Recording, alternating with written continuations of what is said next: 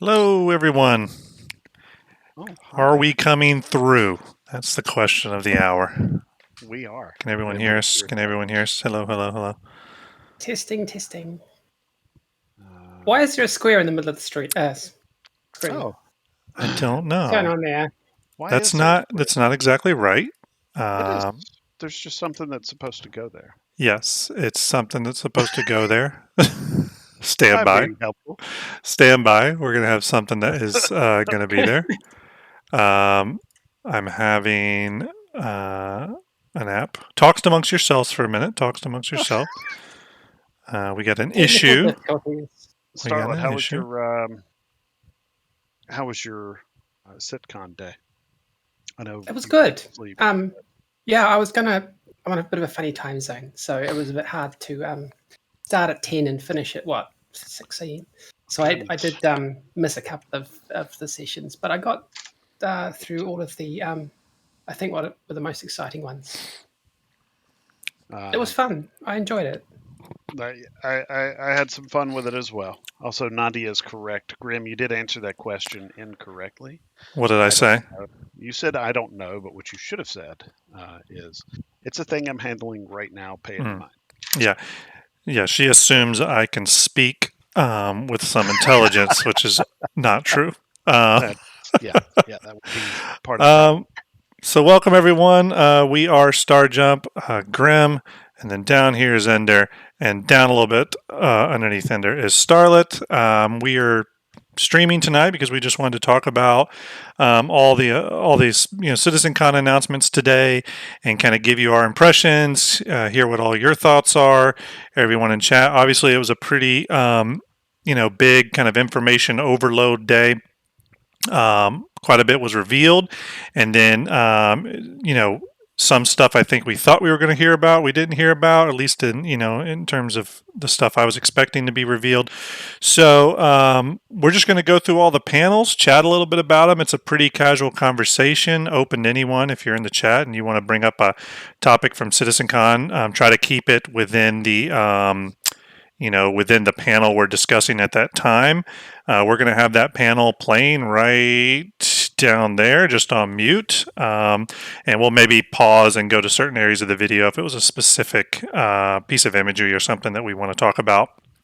But in general, we'll just be giving our kind of impressions of things. Now,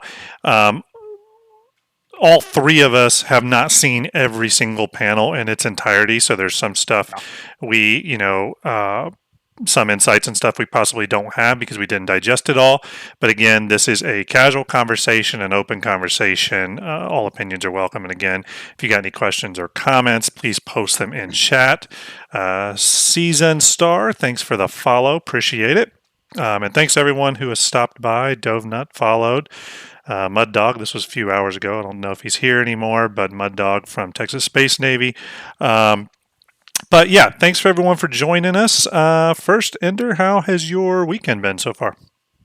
So far, good. So good. Spent some time with the family, slept, uh, and enjoyed sitcon So as I did. general kind of lazy dude type weekend. Yeah, Well, yeah. yeah, pretty much. Sounds about right. Starla, what about you? How's your weekend been? Super busy. I've been doing lots of software stuff and getting ready to watch CitizenCon and finish the screen. I'll finish this stream today, and then I'll run off and get my second COVID shot. So Cool. for those of us who aren't in the COVID leading area, Yeah. we're a bit behind. So it'll be good to get a second shot sorted. My second shot was the one that made me very drowsy. My first shot had no effect on me, and my second one did make me kind of drowsy for about 2 days, but not too bad. I got lucky. I only had one shot. Mm, Got the whatever Johnson yeah. Right. Johnson. So cool. Well, why don't there's quite a few panels, obviously. So let's go ahead and jump into it. Obviously, for those of you out there, I'm sure all of you know where to find us and follow us. But if you are not in the Starjump Discord, join that community. We're all in there all the time. That's where we talk about just Star Citizen stuff and any other thing that comes to mind, but we also, any of our projects we have currently going on are usually listed in there, and there's discussion channels in there. So, cinematics, Starjump Chronicles, Starjump Station, which this live stream here is kind of the reboot of that. We had recorded the first episode already, but I have decided to retool some of it. So expect an IAE launch for Starjump Station proper. But this is kind of our soft reboot where we're all getting together talking again. Amongst our other projects, we obviously have the Fleet Viewer we're working on. Slowly but surely. There's a lot of ships to go through, so we appreciate everyone's patience with that. 2 more ships just got added today, so I've already started working on the 400i and Liberator, and we just got to see the Merchantman in all its glory, which we'll talk about here once we get to the ship talk segment. So without further ado, let's go right into it. I'm going to attempt to switch YouTube screens. Hopefully this works. The OBS is trying to pull, I think, from specific tabs, so we're going to see if this works. And if it doesn't work, you can send all your blame to Starjump Ender, because he told me to set it up this way. He'll give out his email in just a moment. In fact, I told him to do it a different way, so okay. I'm just going to send all that. So, first panel looks to be playing properly. First panel was Life in the Verse. And we're not going to list everyone who spoke at the panel. Again, you can go to Star Citizen's channel on YouTube and review all that stuff.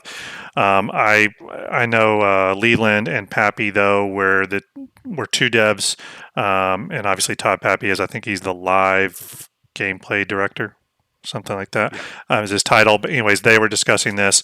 I think to kind of kick this off, I think the anticipation for this panel was that was going to be the current Star Citizen kind of universe, but what it ended up being was a kind of a look into the future of Star Citizen. It's a little hard to determine if that's going to be a short-term or near-term future, and we'll get to that a little bit later when we start talking about things like server meshing and stuff. But this panel primarily talked about Pyro, jump points, and Colonial Outposts. So why don't we just kind of jump right into it? Starlette, what was your opinion just overall of this panel? Did you see this panel? I did, and You did. I thought it started off quite slowly, and doing lots of concept art stuff, which was all fine. I was getting a bit worried. I thought, oh no, they've got nothing real to show. A lot of concept art, actually, yeah. Yeah, and they just jumped into a big sort of in-game session or scenario. I thought it was great, actually. Yeah. Lots of progress you can see has been made. So. Mm-hmm. Ender, were you able to watch this full panel? I think we watched this. Was this the one we watched together? We were watching it together. I was mostly listening to it. I was out and about. But I did get to rewatch it afterwards, and I got to tell you, it's a lot of exciting stuff. Yes, it's a lot of concept art, but there's a lot of love in that concept art. There's a lot of thought put in. I mean, everyone knows I'm a big fan of the concept art the CIG does. That was a whole inspiration by doing the cinematics, from the beginning.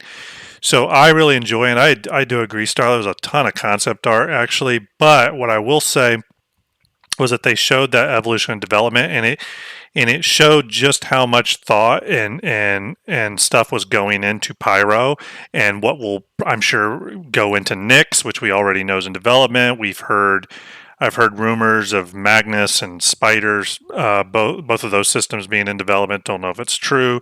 We obviously know the Odin system is in development because of Squadron 42, but what it gives you is it's each one of these systems is going to be a really a new place to visit in a lot of ways. Like if you were playing Warcraft or any other MMO, it'd be like going to a whole other continent. You're going to see new everything, and I was pretty surprised at just how many different things, how they would take things as simple as a space station and radically reinvent them. But first, there was a lot of like sections of this talk. One of the first ones, though, they talked about were the jump points. Now, the first thing I noticed, and we're seeing it right here in the video, am I mistaken, or have the jump points lost the big jump ring?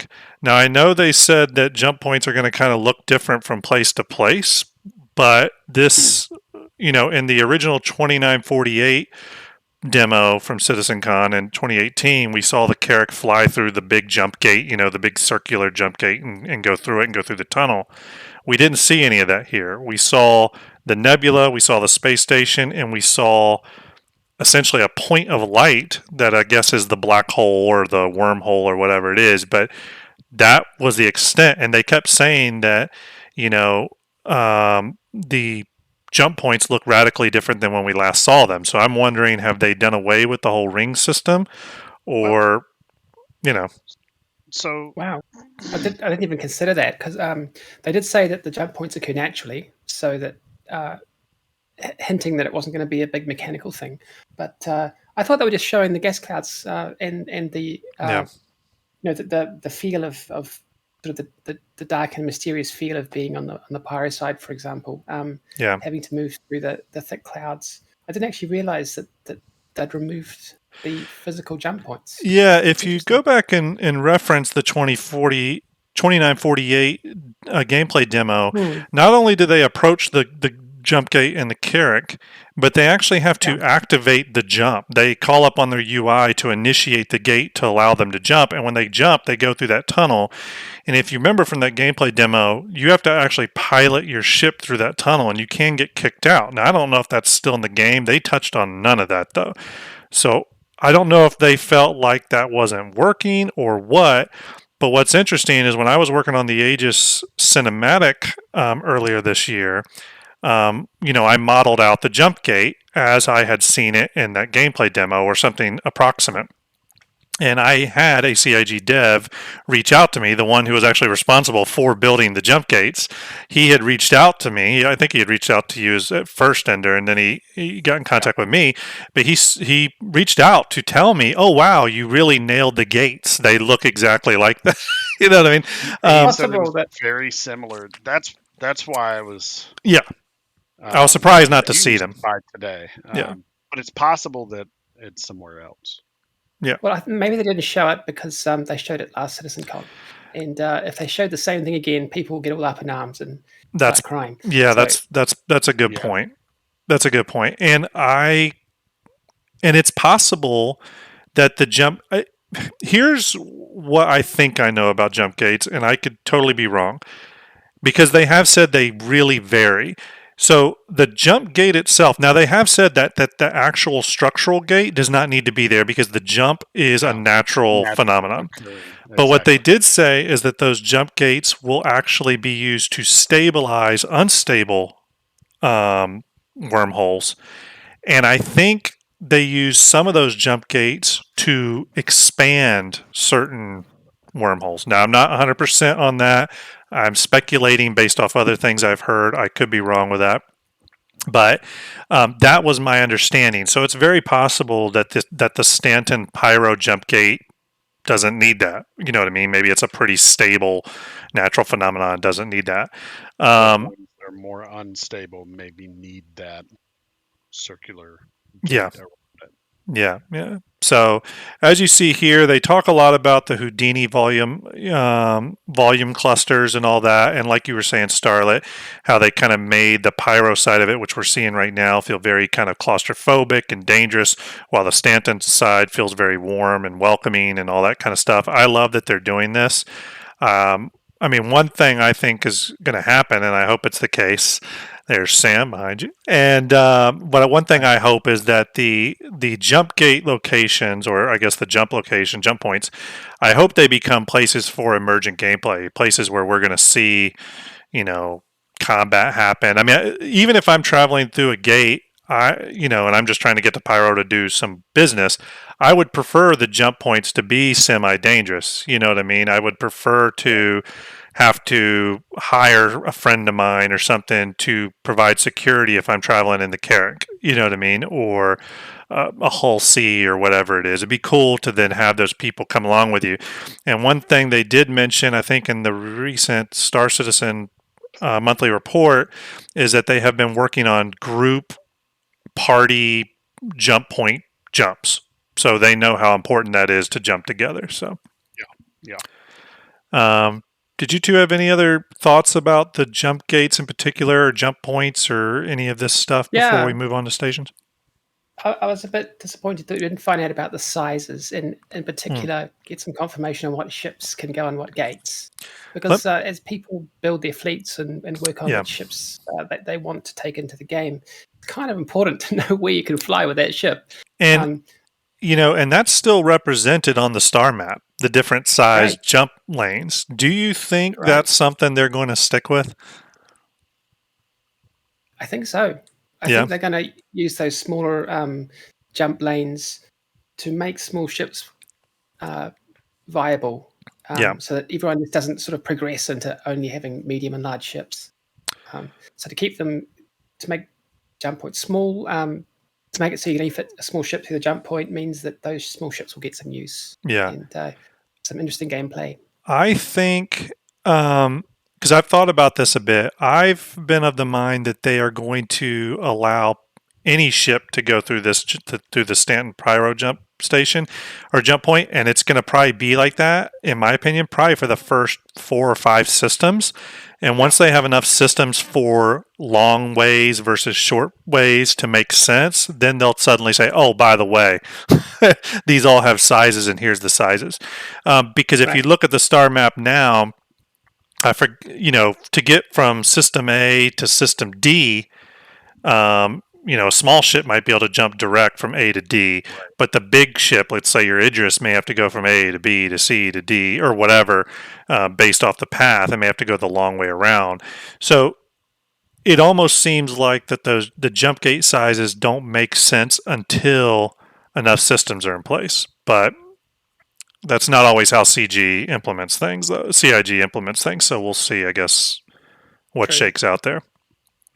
But that would also affect larger ships more, and we don't have any large ships, right? Right. Well, capitals at least. So Right. What's our capitals largest going to be shipping much game right now? The 890, 890, isn't it? 200. Claim it? No, 890. Yeah, Yeah, 200 meters, I think. Yeah.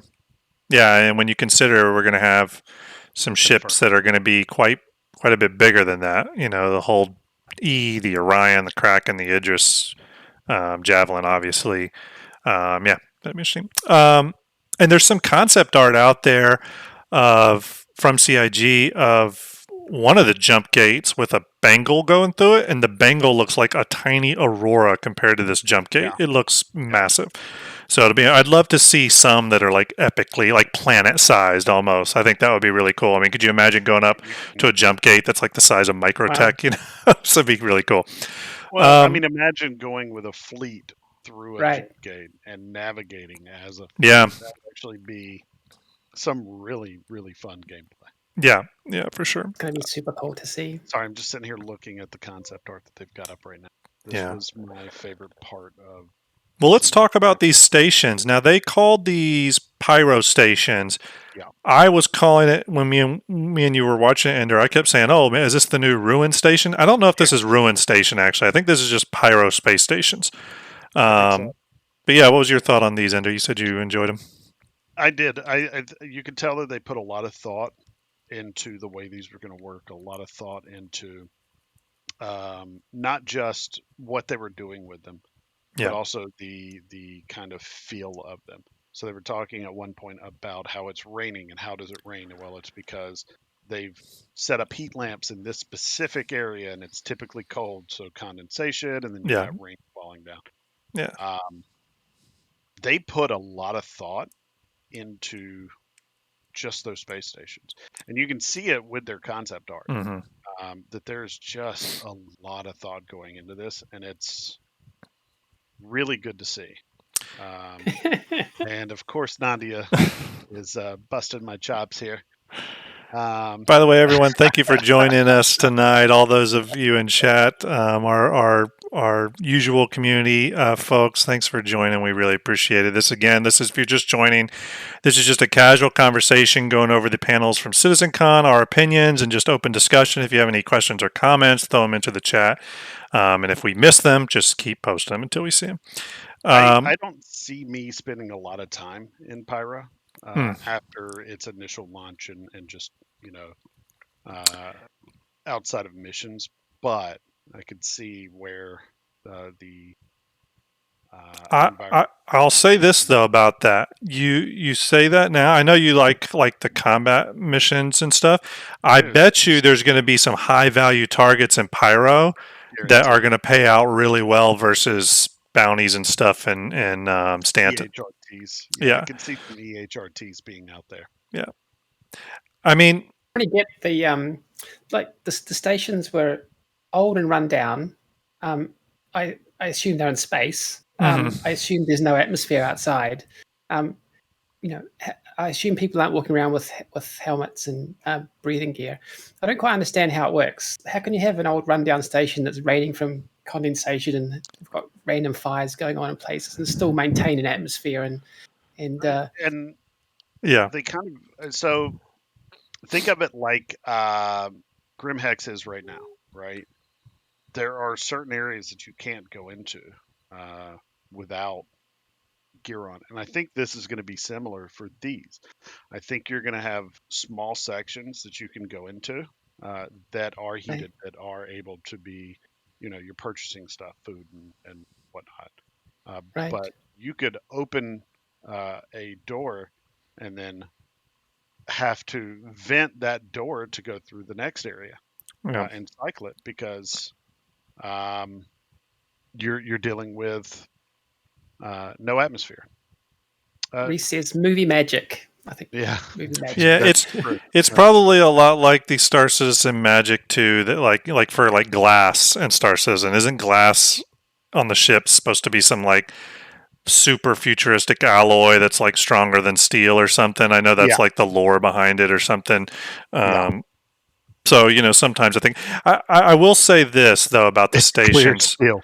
Yeah, clear steel. Exactly. I think that the big takeaway I took from the stations was that there's going to be no part of Pyro that doesn't feel different than Stanton. Originally, I was worried that Pyro will feel different because the planets are different. And it's got a red star and ruined station. But then we're going to come across the same rest and relaxes, rest stops spread around. But that looks like that is not going to be the case at all. Every place we go to is going to feel wholly different. And I always think of that, not just in terms of Pyro, but think about Nyx as well. Nyx has got some really wild environments and how that's going to factor into later systems. Eventually when they get to Terra, which is supposed to be this kind of like Earth utopia, you know what I mean? What all that's going to look like. So that kind of excited me. Terra Prime. Terra Prime, yeah. Terra Prime, yeah. I just kind of meant the system in general, but yes, Terra Prime, yeah. But for the sake of time, let's continue moving on. So they space stations looked really cool. They definitely kind of had this like dirty Blade Runner-esque vibe to them, so I'm all about that. Did you two have anything else to say before we moved on? No. To Pyro? No, okay. I'm happy to see they're putting a lot of thought and love into the system. I guess I thought there was only one station, right? Rune Station. That's the famous Well, one. originally that's what they said. They said there was one station. Ruined Station, that there wasn't going to be any other stations. Other than I think I had heard at one point that maybe there was like a little asteroid space station out there or something that was kind of like a mini Grimhex or something. Again, I can't confirm that, but I know that there was some discussion about that. So the next, they started talking about the Pyro, the planetary bodies. They kind of did some brief overviews of is it 4 planets in Pyro? Correct me if I'm wrong, chat, but I think it's 4 planets in Pyro. One of them is a gas giant, by the way. So we're going to get another gas giant. So maybe there's 5. I can't remember. Either way, I know they showed 4 terrestrial Pyro planets, all with wildly different biomes, color schemes, and all that. Starla, what were your thoughts on the planets of Pyro? Gorgeous. Yeah. They look amazing. We've already seen some of that with the moons on Microtech, right? Yeah, And I'm going to move ahead a little bit in the video. Yeah. The clouds, that's right. The clouds, the volumetric clouds. This is the first time we've seen them, isn't it, outside of Orison? So that was lovely. Exactly. Yes, first time on a terrestrial planet. And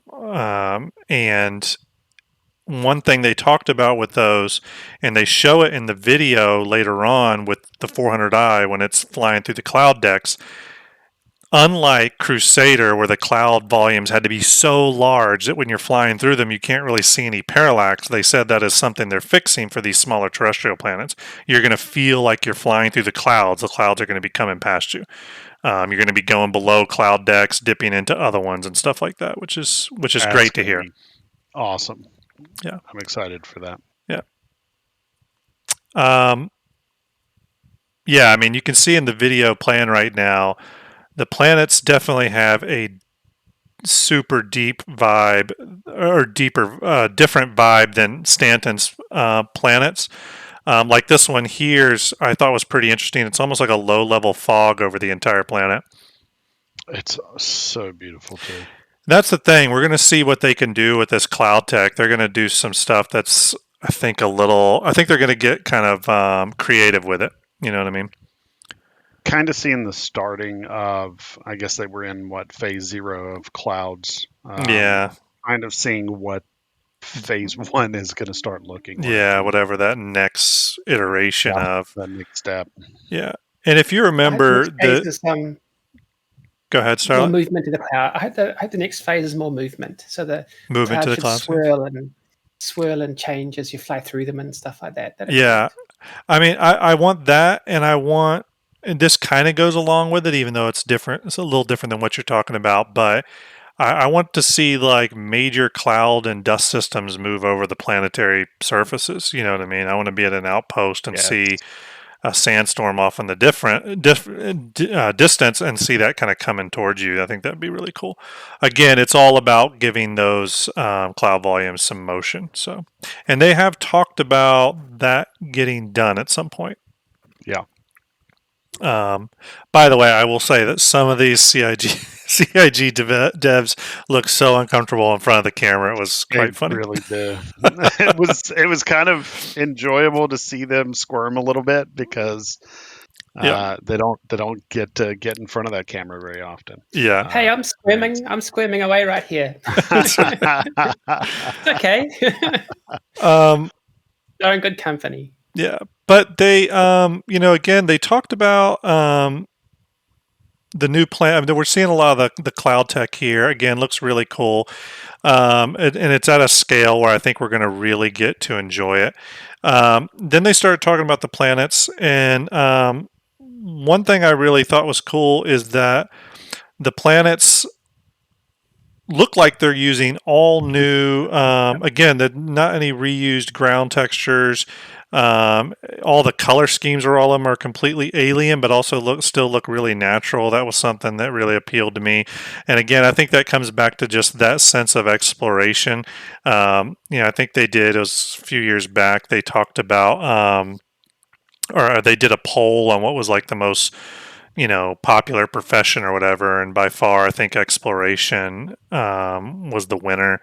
And I think that's, even for people that aren't into exploration gameplay, I think there's part of that in everyone because you want to get to that. You want to explore and see things that you've never seen before in the game. That's why we sometimes fly over planets and explore things and stuff. And it's just exciting to see that they're doing stuff when Pyro comes out, unlike Stanton, where when Stanton came out, it kind of came out planet by planet by planet. It looks like Pyro, we're going to get the entire system right from the get-go. You know what I mean? So we're going to have all the Pyro planets, their associated moons, um, the nebula, all that stuff. The jump point will be already in there, and that's something that's going to be very different, I think, from what people were used to with the release of Stanton, which is like, oh, okay, well, we're putting in Crusader, and then the next patch we put in, Orison, and then it just kind of slowly trickled out with a lot of these systems that aren't quite as complex as Stanton. We're going to get the entire system. You know what I mean? So I think that's really cool. See this wall of cloud here? Mm-hmm. That just made me feel like we need a cloud weapon. Like, yeah, you need to launch a cloud over your enemy and cause them to restrict their vision.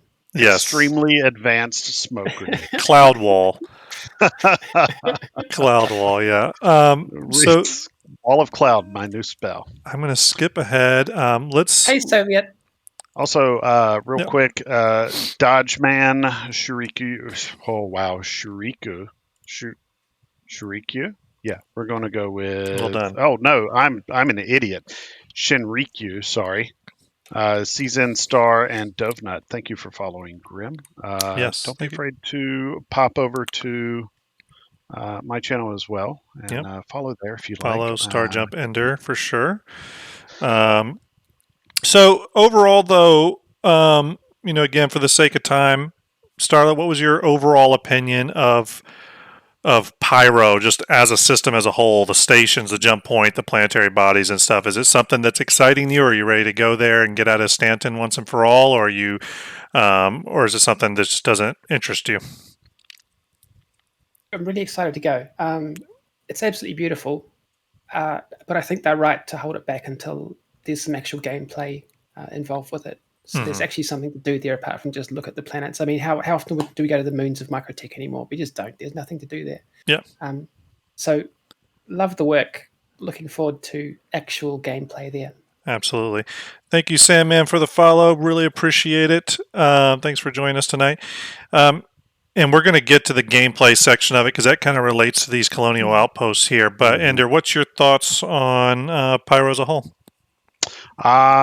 I'm stupid amounts of excited to go there and explore, and do some missions out there. It looks like they put a lot of thought into it. So as soon as we get server meshing, I'm ready to hit that jump point and go. Yeah.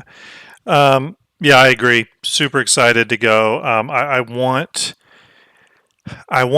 One of the things I want from Star Citizen is the feeling of going from one. I love that feeling of going from one place to another, and that traveling from one place to another. And Stanton, because we're traveling relatively short distances in Stanton, it makes the game feel small. You know what I mean? Just like when you're in an MMO and you're playing in your starting area. But the more systems we get, the bigger the world is going to feel, the more dangerous it's going to feel, and a lot of things. Just all these survival mechanics, food, water, fuel, all that stuff's going to actually matter. I can't even tell you the last time I refueled my Carrack. You know what I mean? I can't remember if I've ever purposely refueled. So I can't see the reason at the moment. Why you would such a large ship? You don't need to. So. That takes us to Colonial Outposts, something they showed, and the important thing about this, it was part of the Pyro gameplay demo, and it kind of goes back to something you just said, Starlette, and something you said, Ender, about missions and just gameplay in general. The demo they showed, they were very clear to point out that wasn't some kind of like demo mocked up. They said that is gameplay that they are literally working on now. That is an actual internal build. They said that multiple times. We were told that, I think, by Tyler a week ago, that they weren't doing any fake demo builds, none of that sandworm stuff this time. It was all real stuff. So that kind of excited me because that kind of goes into what both of you just said, in that because server meshing's not there yet, and it looks like Pyro's very far, now they have the time to implement gameplay. And one of the things I thought was really cool was this artifact they talked about. We'll get to Colonial Outposts here in a second, because that's the meat of it. But they showed off this artifact from like the Hades civilization. And this artifact was something you needed to acquire from this Colonial Outpost, and the way you approached getting it, whether buying it legitimately, robbing them, or assaulting the Colonial Outpost, it played out differently each time, and it was really cool to see that. And they made a point to focus a little bit of the conversation on the MacGuffin that is this Hades relic. And that did speak to me a little bit, because with looting coming on board, I guarantee you we're going to have those relics scattered around. I don't think they're going to be common. I think they're going to be like a rare item that you can find and then sell and get quite a bit of credits for. I think there's going to be some in Stanton, probably some in Pyro. I think it's going to be a rare thing. But if they do that, it gives people a reason to go and search for things, because after a couple months, people are going to stop going out and looting the same gun and the same pair of boots and the same stuff. They're going to want that MacGuffin, that thing. Yeah, I know I call it the wrong thing. I know. It's an Egg McMuffin. Bingo. They're going to want that Egg McMuffin to go out there and find. They talked a little bit about that and sort of being like the treasure, and we're going to need a few of those, you know what I mean, than just that one relic. But it was cool to see that. Now, going back to the Colonial Outposts, I was pretty shocked at how much they're putting into these. I thought they were going to be a few Lego snap together buildings, very much like we have in Stanton with the outposts, where it's kind of like these little habs kind of laid out, and that was going to be it. The outposts, though, actually look like, instead of the planets of Pyro having landing zones, so instead of them having an Area 18 or something like that, or a New Babbage, they're going to be peppered with outposts, and that's going to be our gameplay focus, our mini landing zones, so to speak. So, what were y'all's thoughts on the Colonial Outposts? I can't wait for them to pop in. Sorry, go ahead, Starlette. Yeah, it's a really good start. Yeah. Yeah, we really need stuff on planets. Just having a planet by itself isn't really. We do. Yeah. I don't know, like, how. Obviously, you need stuff to do. You need to loot things or discover things. But it just felt. To me, it felt, we're going towards World of Warcraft here already with ancient relics from a previous race, and a little bit less about space, which is fine. Yeah, I was just curious. Yeah, it was established in lore, I guess, that there's this civilization, Hades, or from Hades, or something like that, and they existed long before, and they were very advanced and all this stuff. So I imagine that, I need to bone up on some of the lore for sure for Star Citizen, so I can understand where they're pulling some of this stuff from. But yeah, I thought the Colonial Outposts were a much deeper thing than I had previously thought they would be, specifically in terms of the gameplay. The gameplay they brought to the table. They had underground sub basements and hidden areas. They had little platforming things where you could find boxes hidden in certain places. I don't know. I thought that was really cool to see. And more importantly, though, when I see that stuff, I think about player outposts, because that's going to be a thing. You know what I mean? They did say, it was, I think, in the planetary tech panel that we'll get to. They talk about these outposts, and they do say that you're going to be able to build those in the isometric kind of RTS view with the Pioneer.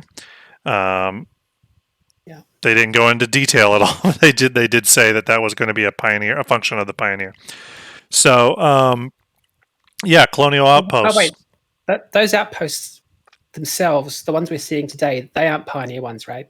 There's a separate set that Pioneer can support.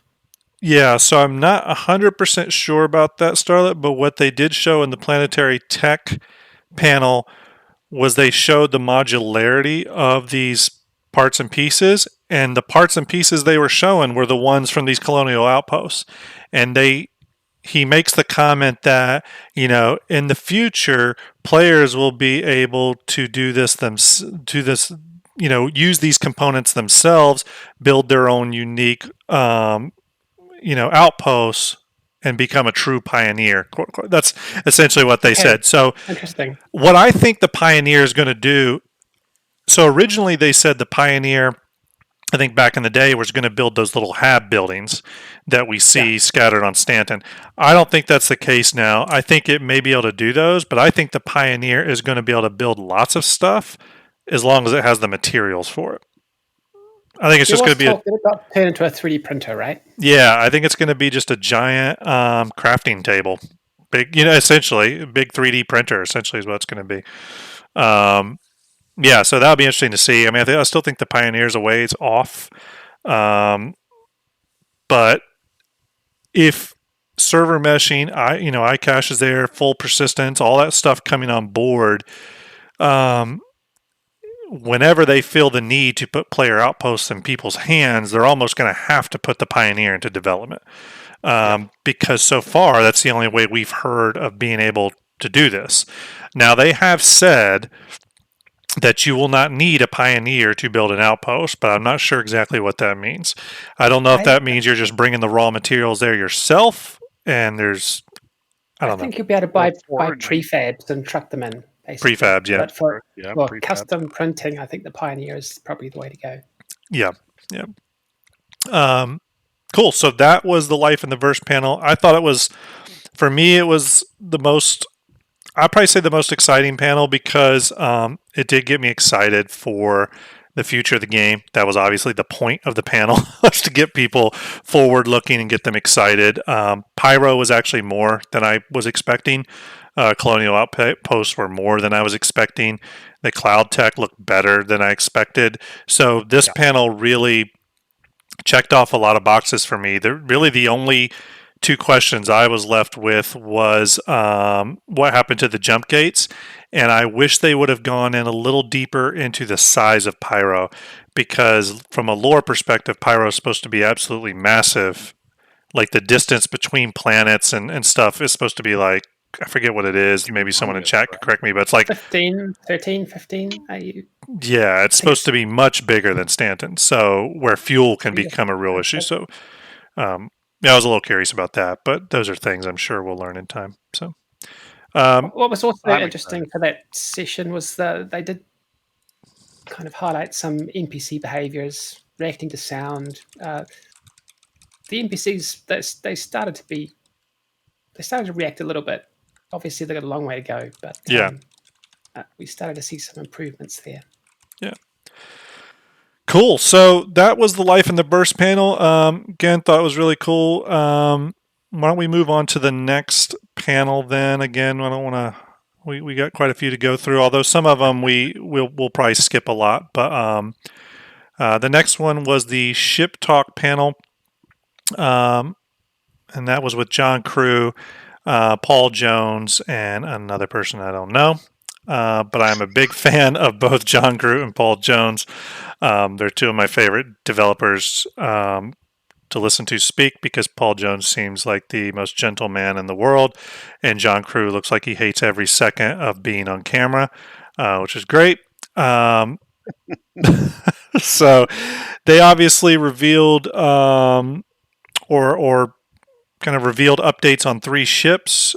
2 we pretty much knew about, 1 we did not know about. Let's start with the first one revealed, the 400i. I'm going to hand it off to you, Starlette, first, as an Origin fan. What did you think of the 400i? It looks like a duck's head. Is that a positive review, or? It's kind of negative, actually. Yeah. I'm sure I could grow to appreciate it somehow, but it just doesn't seem Origin to me. Mm-hmm. It's weird. It seems like an older design, like an M50, like an upscaled M50. Yeah. I mean, obviously, we can get down into specs and talk about it's actually quite fast, or it's probably has quite a bit of range. It's not. It's quite a bit smaller than the 600. Yeah, it has some serious shields on it. I know that. Yeah, it's curious for sure. Yeah, but it's an advanced starter ship, really. Yeah. It's going to sit in that. They said it sits in that Constellation Corsair competitor position. which I actually also include the MSR. They don't ever include it in that list, but I definitely include it in the MSR. The MSR, to me, is a Constellation competitor now. I don't care what anyone says. I know it's a data runner, but it's a do-everything ship. I agree. Yeah. It's a daily runner. Yeah, it's a daily runner for sure. So, Ender, what's your thoughts on the 400i? I know you've seen imagery of it. I haven't seen it in game yet, but I what's your almost thoughts? got to see it in game. Almost, but we 30K'd. We 30K'd the moment Ender was coming to check out the 400i. Out of my ship, the 85X, to go into the 400i, and I couldn't move. But I can't unsee it. Originally, thanks to Bingo, who posted it in our Discord. It looks like the Thunderquack, which is Darkwing Duck's Batwing. But I did love that cartoon though when I was a kid. Dude, let's get dangerous. You can tell they were really excited about this. It's no secret. I think most Origin ships are. I'm okay with them, but I've kind of come to love the 600 and the 890. Well, what? Excuse me. What did you just say? I've come to love the 600 and the 890. Ender. Who's taking Ender? I don't know. I don't know. I enjoy them. It's the first I've heard of this. But I love the 600. It's my favorite ship in the game, actually. It's the 400 just doesn't stack up to those. It's yeah, but it's less than half the price. It's true. Yeah. So you get half the looks for half the price. Yeah. Yeah. Yeah. Basically. Yeah, and I think that's the thing is it's coming in. It's coming in a spot where you would expect them to have developed that. You would almost would have expect them to have had this ship before they had the 600i. To be totally honest with you, like if you would think about the normal classes you would develop, I would see the 400i. And I could see why they did the 890. Although I still am a little confused on why the 890 was even put into production when it was.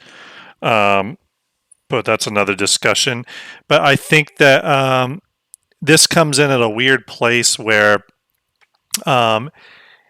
you start to have to think about why don't I get a 600i or something like that? I mean, it's more expensive, obviously, I know, but I think this has long been the discussion with the 400i's. It just sits in a weird place for Origin.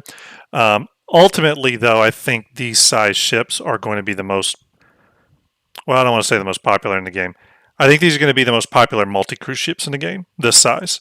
The Constellation, the Corsair, the Star Runner, the 400i. I think those are going to be like the most popular multi-cruise ships, personally. So I had a Raylin that I had I have one CCU chain that I've just kind of been doing forever since I originally backed the game. And it just kind of keeps changing ships because I keep doing little CCUs here and there. And I had a Raylin, which was, I forget what the price of that one was. Again, I CCU'd to it. So I bought a Raylin to 400i CCU primarily just so I could check the 400i out, which I definitely want to do. I want to do that with a lot of ships. My intention is definitely probably to melt it and use a buyback to get the Raylin back at some point. Well, I won't be able to buy. I won't be able to buy back the Raylin because it was CCU'd up from an original ship. But the Raylin is not like a hard to get ship. You just wait from whatever sales coming up. IE or Invictus or whatever. I'm sure they'll put that thing on sale, or Alien Week or whatever. It's not like a hard to get ship. So I can always like re-get that with credit or something. But did you apply it already, or is it just sitting there? I applied it. Yeah. But I think the Raylin still weighs off. Personally, I think if I had to guess, I think the Raylin will go into the pipeline sometime late next year. If I had to guess, I think they will put it in production though because it's a cargo ship and they're focusing on cargo. So, my opinion on the 400i is it's a really cool ship. I actually like the design because I think it looks very much like. There's some ships that I think straight up look like Star Wars ships. I think the new Liberator looks like a Star Wars ship. I think the 400i does. I think the Reliance series does. The Hornets do. There's some ships to me that have design aesthetics from Star Wars, and the 400i straight up looks like a Star Wars ship. So I have a little bit of love for that. But it doesn't. I think it's a really cool ship. However, in that class of ships, I am definitely more focused on the Corsair. I think you have to separate, all the ships in the class and figure out what they have over each other. And I think obviously with the Constellation, the big benefit is that it's kind of this heavy gunned, missile boat, and it's got multiple variants, which can be a good thing, can be a bad thing, but it's this missile boat. The Corsair, they've said its main benefit is it's got a ton of forward-facing pilot-controlled firepower. Right. Yeah.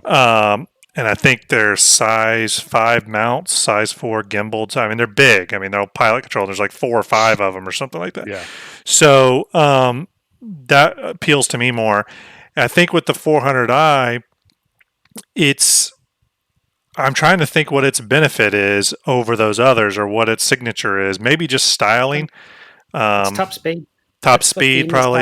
It's 1247, I think. Oh, okay, that's pretty fast. Right, you can run from most of. Yeah, okay.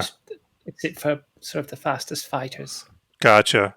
And they did say that I think it's got 2 big shields in it. I forget what size, but 2. So it's got really good shielding on it. So yeah, I guess that's its benefit. Got large shields. I'm not sure if it's 1 or 2. I thought it was okay. 1, but maybe it's 1 large shield. Okay. One size 3. 1 size 3. Okay. So whenever they have ships like this where they have a bunch in kind of in a certain class of ship and they have a bunch of different options, I mean, ultimately it's a good thing. It allows you to choose the ship that speaks to you sometimes and stuff. And sometimes those things can be purely aesthetic based, or you just are a big fan of a manufacturer or whatever. One thing I did want to ask you about specifically, Starlette, is they have a Concierge Skin for the 400i that is that kind of matte chalkboard black and gold. It is the executive skin for the 400i, but it's not an executive. It's just a Concierge Skin. It's so weird because what's your thoughts on that? They had some leaks of 400i executive, and then didn't appear. So but the skin for it appeared and is for sale. So that's weird. Maybe that means there'll be an 890 jump executive or Concierge Skin. Yeah. I have noticed that with almost every ship that goes flyable now, they are releasing a Concierge paint that is unique in some ways. The Scorpius has got its Scorpion paint job. The Rylan has its, I think what it's called, Hyalin. I can't even pronounce it, but it's got a Concierge Skin. And then the 400i just received one, so that's kind of interesting. I'm wondering if the Ares are going to get some Concierge Skins, or maybe even the Redeemer. We don't know anything. Yeah, maybe. One thing I do like is that the Concierge Skins are giftable, which personally I like. Me too. Just in case you want to give it to someone. But the Night Runner skin for the MSR is also quite executive skin like. Yeah. But they're all actually different, and if you take the 400i out in the sun, it looks the blacks look quite different. It's not the carbon fiber; it's got a different reflectivity. Mm-hmm. It does look a bit different. Yeah, the 400i is definitely, it's kind of a chalkboard black. Right, yes. It's not true black, but cool. Anything else on the 400i? I know. I think a lot of people bought this ship. I think it was really popular. I think a lot of people are going to pick up any ship that sort of falls in that sweet spot of that $200 to $250 price range. It's something where people will treat themselves, but also you're not absolutely destroying your bank account over. You know what I mean? I think you can kind of fit a tumbril in the back. Yeah, you can. And I can't wait to see the X1s now that it's got a little space for it. That'd be fun. Which it was cool seeing that X1 because it got me to thinking. Me and Ender were just talking about like when are they going to put these damn Rangers into development, which we both want because like a Ranger would fit really perfectly in the like ramp area of the Redeemer. That's all I want to say. It's got kind of a narrow ramp, and the Ranger would fit really well there. I was very sad to not see the Ranger come out. Yeah, you never know. There's always IAE. There is always IAE. Yeah, I think that's the price too low. I don't know why. Yeah. The 350 is like $150, and this is $220. It's yeah, it's a little weird. You think this is overpriced? Underpriced. Okay. Yeah. Okay. Yeah. I think the Corsair. Everyone can correct me if I'm wrong. I think the Corsair's $220 as well. The MSR, I forget what its price was. Isn't it $220? $225. Its pledge price originally. I think so. Yeah, I think it's gone up, and I think the Corsair will go up too. Yeah, I think the Corsair will go up. Cool. So that's the 400i again. Interesting ship again. I like seeing ships in the game, so I'm all about it. I wouldn't say there's any ships I like absolutely hate. I don't know if the 400i is really for me, but I'm sure it does speak to some people out there. Yeah. So I'm going to move ahead here a little bit in the video. So the next ship is the Anvil Liberator. I think this is the big one that was unexpected or possibly expected and comes with a bunch of disappointment. I know there was a rumor of an Anvil carrier, some sort of capital carrier. That, I think, is not what the Liberator is. I don't think there's a confusion there. So I think if you're hoping for an Anvil capital, I think there's still a lot of hope there. And I think it could show up at IAE, but I think a really good place for the Anvil carrier to show up would be Invictus next year. But because it's a military ship, and what was last Invictus? Was last Invictus the Perseus? Yeah. Yes. I can't remember. Was it the Invictus before that? I can't that remember. Was IAE. IAE. Was it? Okay. Yeah. Well, Invictus is all about military ships, so there's still hope for the Anvil longbow. Let's put there. I'm trying to think of what they did for this year's Invictus. I can't remember. Chat? Does anyone remember in chat? That was around the Raylan time for Alien Week, which was just I remember that.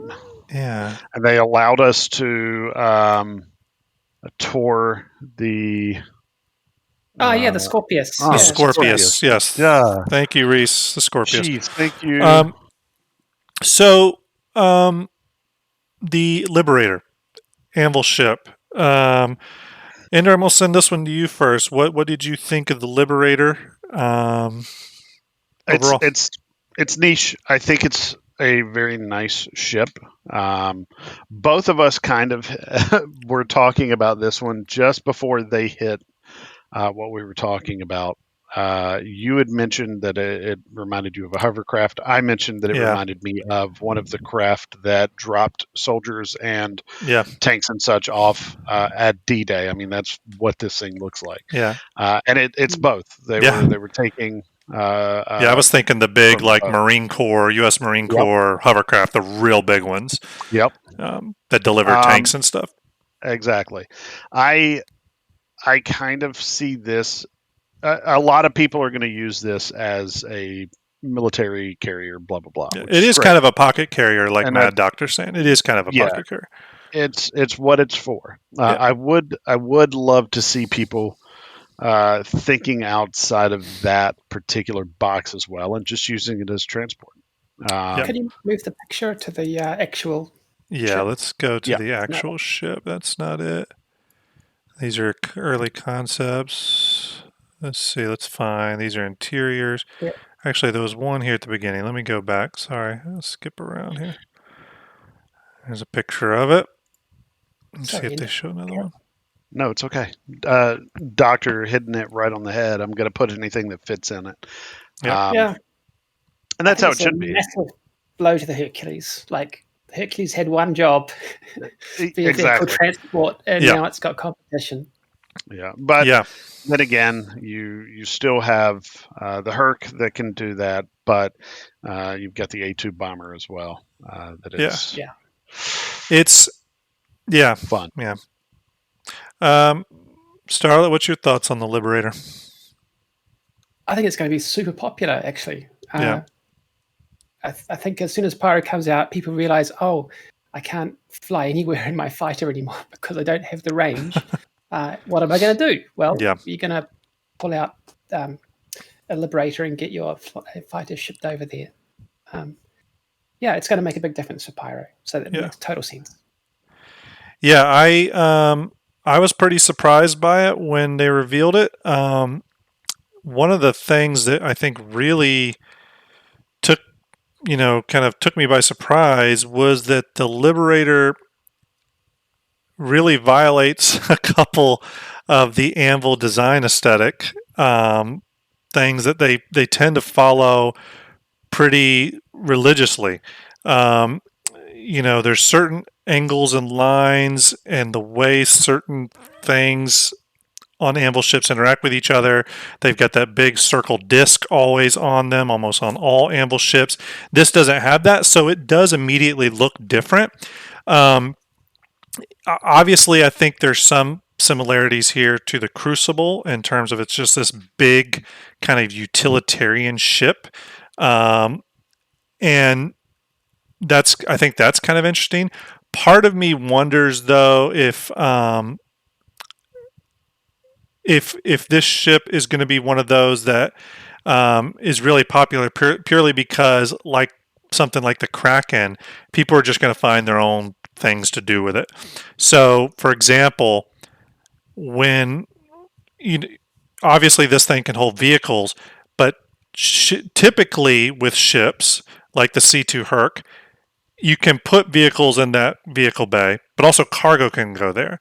I don't know if they talked about it that much, but can you load this entire thing with cargo and it just becomes a barge at that point? No, but it's got 400 SCU, I believe. Okay. And that's there's an internal hangar. Is that where the cargo goes then? The 400 SCU? Yeah, Reese is onto it. It's got separate cargo space. Oh, I guess it's in the bottom. Okay. It's a big. I mean, 400 is pretty respectable. Like Doc's saying, I mean, that's a little shy of a Caterpillar, but it's still a decent amount of cargo. Or Carrick, Carrick. Yeah, I think Carrick is like 460 something. So yeah, it's decent. It's definitely decent. So the vehicles are exposed. I guess they're not shielded. Probably won't be shielded. Might not be true for the tanks, but the fighters on top won't be shielded. Yeah, and it's only a 2-person ship.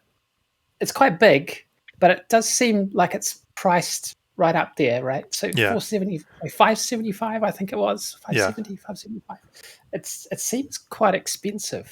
Also, Ender, real quick, Starlette, not to interrupt you, Ender, can you put one demerit on Nandia? She just called the Kraken ugly, so we're going to need to give her one strike for that. Go ahead and put that in the Starjump logs. That is not allowed when I'm on here. No, Starlette, I don't know if you noticed, but she also said you would step in feces on your way to the bridge. She says that now until my Kraken pulls up alongside of her. And she's going to be like, I need a tour of that thing. So the price, 500. Is it 500? 575. It's the same as the Orion. It seems so expensive to me. That's too much for me. It does. I mean, but it is a big ship, right? I mean, you can fit a lot of stuff in there on there, but it is. It's only a two-man ship essentially. So yeah. This strikes nevertheless, people will pay that because you're going to have to move your ships around somehow. That's true. Yeah, I can see why a fleet or an org would want some of these. 100%. I can see why you'd want these. Yeah, for sure. Especially if you have a lot of things like ballistas and stuff like that. One thing I was actually thinking about, you know how like when the Nova was kind of going into development and everyone was like, oh, you should, if you took, 25 Novas and put them on the deck of a Kraken, it would be the ultimate gunboat. People were kind of joking about that. I was thinking about this would be a perfect ship to help to fly along with something like a Kraken or maybe a future Anvil carrier to get vehicles from that capital down to the surface. Yeah, right. I can see that happening. But we got Idrises. So I mean, Idrises can take that kind of They can take more cargo. They can probably take more vehicles. Yeah. I mean, the Idris and Kraken can land surface side. So, but obviously, 4 times the price though. Yeah, for a lot more. And the other thing too is just kind of going based off tactics. Especially if you were in an org that was big on combat. Let's say you were doing a big ground assault on something. If you're looking for like increasing your chances of a successful raid, a successful assault, much like your D-Day reference, Ender, coming in on one giant target versus coming in on like 10 smaller targets, for anti-aircraft or anti-spaceship batteries and all that stuff, missile turrets and stuff that are on the ground, there could be some benefit maybe to splitting that up a little bit.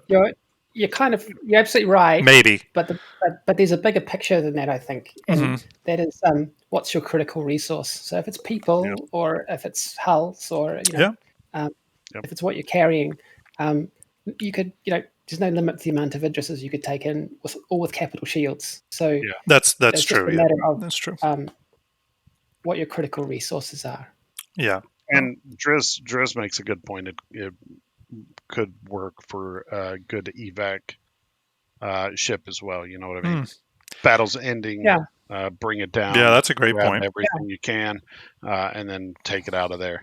Well, on that point, actually, that is a great point. I would say, even over like something like the C2, the fact that this thing has just this big, open, massive ramp, it doesn't look like you got to be precious about getting your tank in there. It looks like you can just ride on up. Versus a C2 where you do need to exercise some caution getting in there. Run it up, get in there, get it in where you fit it in, and take off. Yeah, it's funny though. I don't know why I didn't think this, but seeing the people talk in chat here and refer to it as a pocket carrier, I didn't really think about that with this ship. I was thinking, this kind of barge, but really, I guess that's what a pocket carrier is. I think that's what people are going to use this for. I mean, you saw it with the C2 and the C2 release. People were putting like P50, the Merlins or whatever inside the C2 to be a pocket carrier. Well, this is your pocket carrier.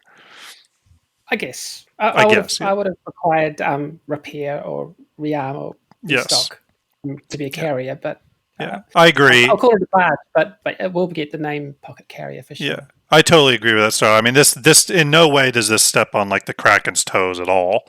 With its repair, rearm, refuel ability. Can you drive a tank into a Kraken? You probably can't. Right? So you can, because on the bottom of the Kraken, its main cargo hold, which is that big kind of yellow-orange thing in the bottom belly, has a massive elevator that lowers to the ground. Oh, cool. Okay. That elevator, I think, can fit 2 or 3 Novas side by side. It's big. It's really big. Right. And the cargo hold inside the Kraken, I think it's the 3900 SCU, it's very wide.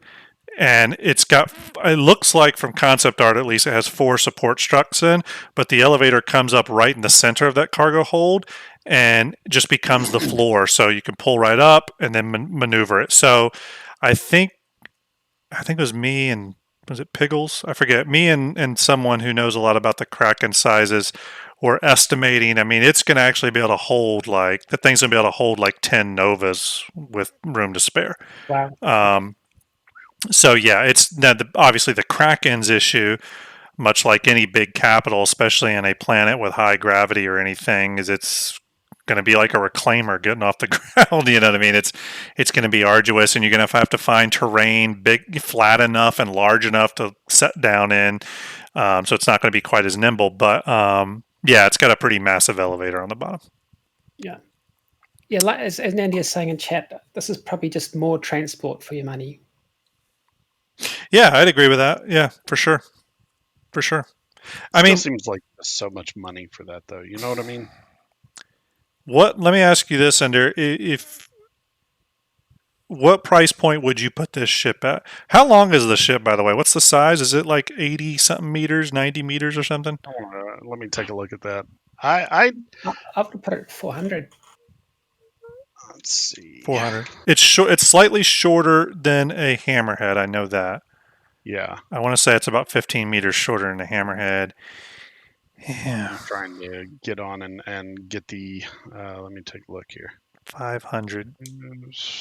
Anvil. Well, I think what you're getting to is a little bit of And a it's going to go up. premium. You're getting a premium too on it because it's a military ship, because it's Anvil, Yeah, probably a military that's ship. true. And my guess is it's I'd heavily say- armored. Right. And it probably is. Yeah. Taking a look at the specs alone, you're looking at looks like 2 size 5 turrets, laser repeaters. Yeah. And 2 Size size 5. 2. Okay. Plus 4 size 3. Yeah. It says 4 total racks. Rack size is 1. Missile size is 3. So plus it has a tractor beam. So I will say I agree with Reese here, saying that this could be interesting if you did load it up with something like prospectors, or maybe you have a prospector on there and 4 rock DSs or whatever your mining operation is. 400 SCU of cargo. You could offload mining materials to the cargo bay. I think that's something they said you can be able to do, not on the ships specifically, but just in general. And then, you pair that with something like a Perseus or even like a Redeemer. Honestly, you've got a nice little outfit going on. I'm really split on the ship. The advantage of the height, so the Idris is height limited for the hangar, whereas this isn't. So that's curious. Oh right, okay, yeah. Nadia just wants to be able to crush somebody's hopes and dreams with her ship, apparently. Make somebody homeless because she couldn't see them. So one thing I will say about this ship, let me again, I always look at design things. The first thing that hit me and why I said hovercraft when I saw this wasn't just because of the central loading area and like the cockpit over on the far side like hovercrafts have, but it was these big engines back here that looked like the fans on the back of the hovercraft. Yeah, they do. Yeah. Yeah, and they the engines are the one design aspect of this ship I don't love, but I might eventually love when if I go to love it. This kind of looks like, and if you probably only know this if you live in the South, especially the marshy areas of the U.S. South. It's like a space airboat. It's like an airboat. It is so much like a space airboat. Reese gifting a tier 1 sub to Nadia. Hey. Thank you so much, Reese. Always looking out for the Starjump crew. Really appreciate you. I have no idea what an airboat is, so it's a flat, shallow boat with a big fan on the back. It's basically a swamp boat. Yeah. I've seen those. Right. And you sit really high up on them or something. Yes. Bingo. Yeah. Now we're getting into space gators. Space gators. Oh boy, this is a wallpaper if there ever was one. Gotta do me a favor, add gators, and just you can have some fun with it. The guy over on the right side there, have him being dragged by a gator. Yeah.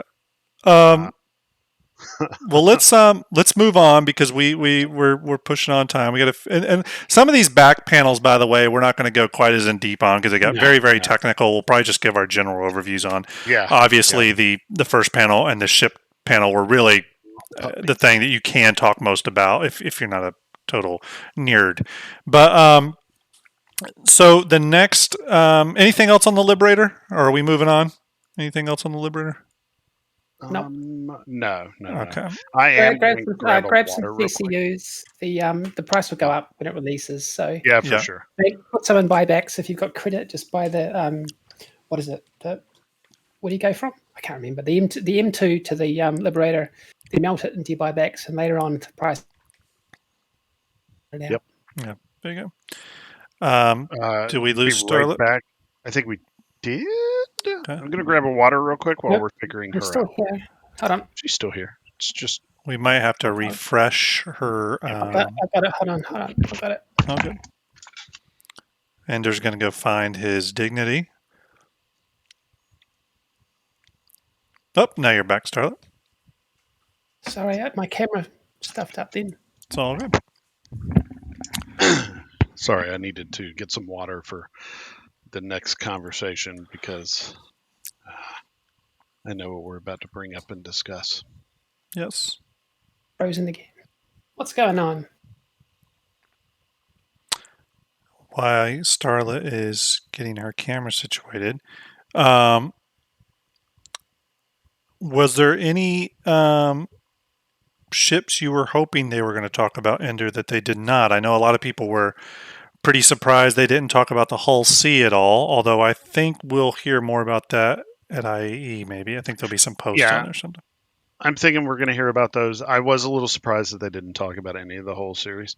Yeah. It would have been nice to, especially with the random high we've updated your trading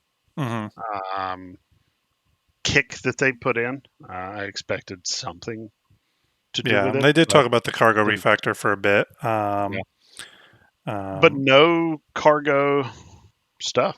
Yeah. Oh. Yeah, I thought we were going to hear something about this Argo raft because obviously that's been floating around the rumor mill a bit. But I've also heard that the Argo raft is intrinsically tied to the Hull series and being able to move those large cargo boxes around. So maybe we'll hear about those things together. We'll see. But Grim, stop messing up Starlette's stuff. I know. My fault. Something going on with my USB. No, Carry on. I'll just go fix it. Hold on. We'll take care of him and make sure it doesn't happen. Ouch. Yeah. And if I need to send you a new OBS Ninja invite, we can. Okay, I just caught up on the conversation. No, I would just mute my mic. I needed my water. While she's working on her camera, why don't we look to chat real quick? First off, thanks everyone for stopping by tonight. If you haven't followed the channel, please do. And if you haven't followed Starjump Ender, go follow him as well. We're just here talking tonight about today's CitizenCon 2951. All the announcements, kind of a casual conversation. We're not dissecting every panel or deep diving every little thing they discuss. We're just kind of talking and chit-chatting again about what we thought about some of just the overall general mentions that were brought up. So we talked about the 400i. We talked about the Liberator. I think the Liberator was kind of a nice surprise, especially when we've had leaks. Pretty steady leaks on a lot of ships, especially the 400i has been leaked now for a year at this point. So it was nice to kind of have a surprise. The next ship that was brought up, though, we kind of figured it was going to be brought up. It was heavily hinted to. And that was the Banu Merchantman, fan favorite ship. It's been in concepting forever. Yeah, let's jump right into the Merchantman. Starlette, what'd you think? Oh my god, it is awesome! Yes, I'm absolutely blown away. This thing is going to be the most popular ship in the game. It is. It's wow. Yeah. What do you stand with Starlette for a minute? Starlette, where do you think? Because you're the CCU queen, where do you see this ship netting out when it goes flight ready one day in the future, price wise? While they're doing the presentation, I bought back every BMM CCU out of buybacks I had. Yeah, that thing is going to be like printing gold, those CCUs. I will say that I owe Starlette quite a bit of gratitude because she got me a Starfare to BMM CCU. What was it, like a $25 CCU? I forget. Something like that. Yeah. Something like that. But essentially, I was able to use that on a Starfare I was able to purchase, thus getting a BMM for I think I got it for like the $350 price point. And it's already up to like $500 now, and I'm sure it's going to go much higher. I see this being a $700 ship all day long, if not more. Plus probably more. We don't have any ships that are in the pipeline with size 8 guns for a start. True. It's got more cargo than anything we've seen that can land on a planet. Until Is the it capital ships come size along. 8 guns now? They pushed them from 7 to Yeah. 8. Oh Yeah. Two wow, size 8s on the front, fixed though.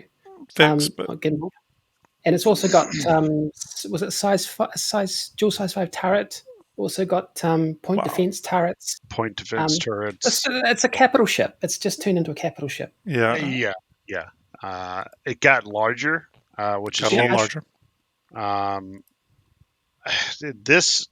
I'll be honest. When I first saw the Banu Merchantman, I was whatever. You can sell stuff. Mm-hmm. I got to be honest with you. Seeing this today, I want it so bad. Yeah. Nandy was dreaming of an 890, and she's gonna be like, oh no, the 890's gone now. I'm gonna get a Banu Merchantman, because even inside it just looks beautiful, luxurious. Lots of anti-grav stuff from the Raylan. I personally messaged Paul Jones and told him, I said, look, your materials test, your materials image that you have, which is this image I have up right now, go that direction because this looks amazing. Do not don't deviate. This where you're going is the right way. And he liked my message, so I'm hoping it's so Ender, your thoughts on the Merchantman? I know you were kind of before today. You were kind of didn't really have much of an opinion on it, right? It just wasn't a ship that I was interested in. Yeah. I've seen it and I'm just like, whatever. But I got to be honest. If I could buy this not in game, if I could buy this with real money, I would. It is just seeing it, the concept and what they've done with it. And Reese posted a internal picture, if you guys haven't seen that, where it shows engineering, turret access, all of that. Yeah, we'll get to that image here too. Sanctuary. It's gorgeous all the way around, and I'm super surprised by it. I just don't know. It's I like the idea. I like the lore behind the ship, where it's like much older and it's been passed down generation to generation. Yeah, it's a generational ship. How have you, there's a story for how your character has received this, because they're human. Yeah. And I'd love to hear the story. But I thought that I thought they'd bridge the gap in lore, and I don't know the details. And they might not have, and you might be 100% right still. But I thought that these are manufactured for humans, not the hand-me-down ones. I would prefer, if that's true. That may be true. I'm not sure. I prefer the story of it came from a Banu family. But like Nandia says, she wants the new ship smell. But you can buy that in a can, Nandia. And I like the idea. How has your character received this ship from a Banu family? You know what I mean? Could be cool, Did they pirate it, or that would be were cool. they Super cool. given it? That's for me is the art. I love RP. That's what kind of drew me immediately. The look of this ship is amazing, and then also the ability to kind of build a story.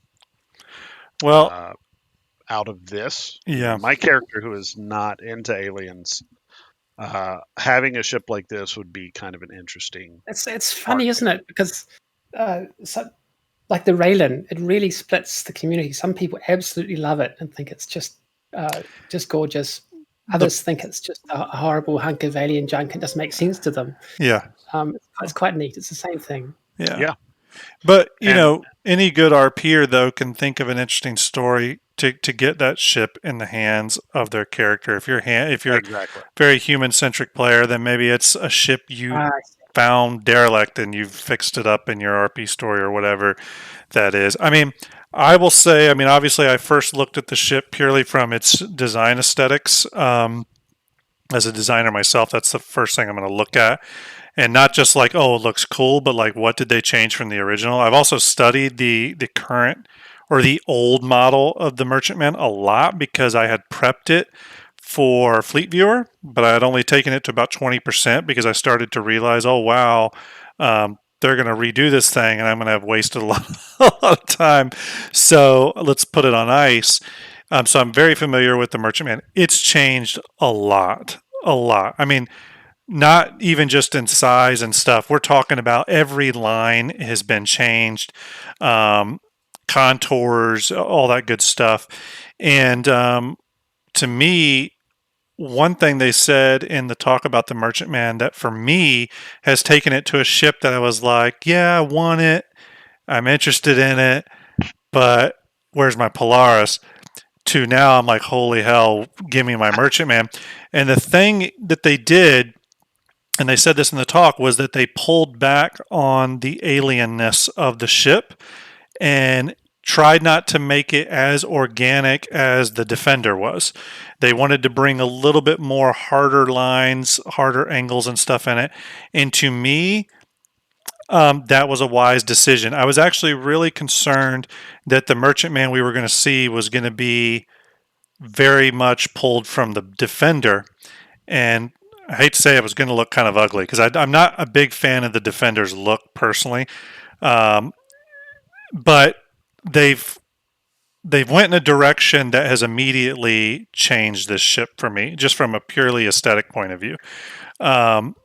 And I would love for them to do like some skins of the Defender with like this opalescent and these little curvature, veiny lines running through it. This to me should be the Banu design language going forward. The Defender has 2 skins, and they do have those lines in them. But okay, cool. I like the clockwork look of a lot of the stuff here too. Yeah, it has that machined look. Yeah. I had kind of assumed that like the prongs of the Defender would like have some part of the beam end that they kind of docked into, but it's just a standard hangar bay. I was quite surprised to see a standard kind of human style hangar bay. You know, I brought that up too, Starlette, when we were actually watching this live. I originally thought the Defenders were going to become those 2 side turrets. I thought the Defender was going to get clamshelled in the nose somehow, some weird docking mechanic. Clever. Yeah, and I thought those were going to be those 2 arms for the guns. Were going to be the nacelles of the Defender. I think they went the easy route with it, but I can see why they did that. I honestly can.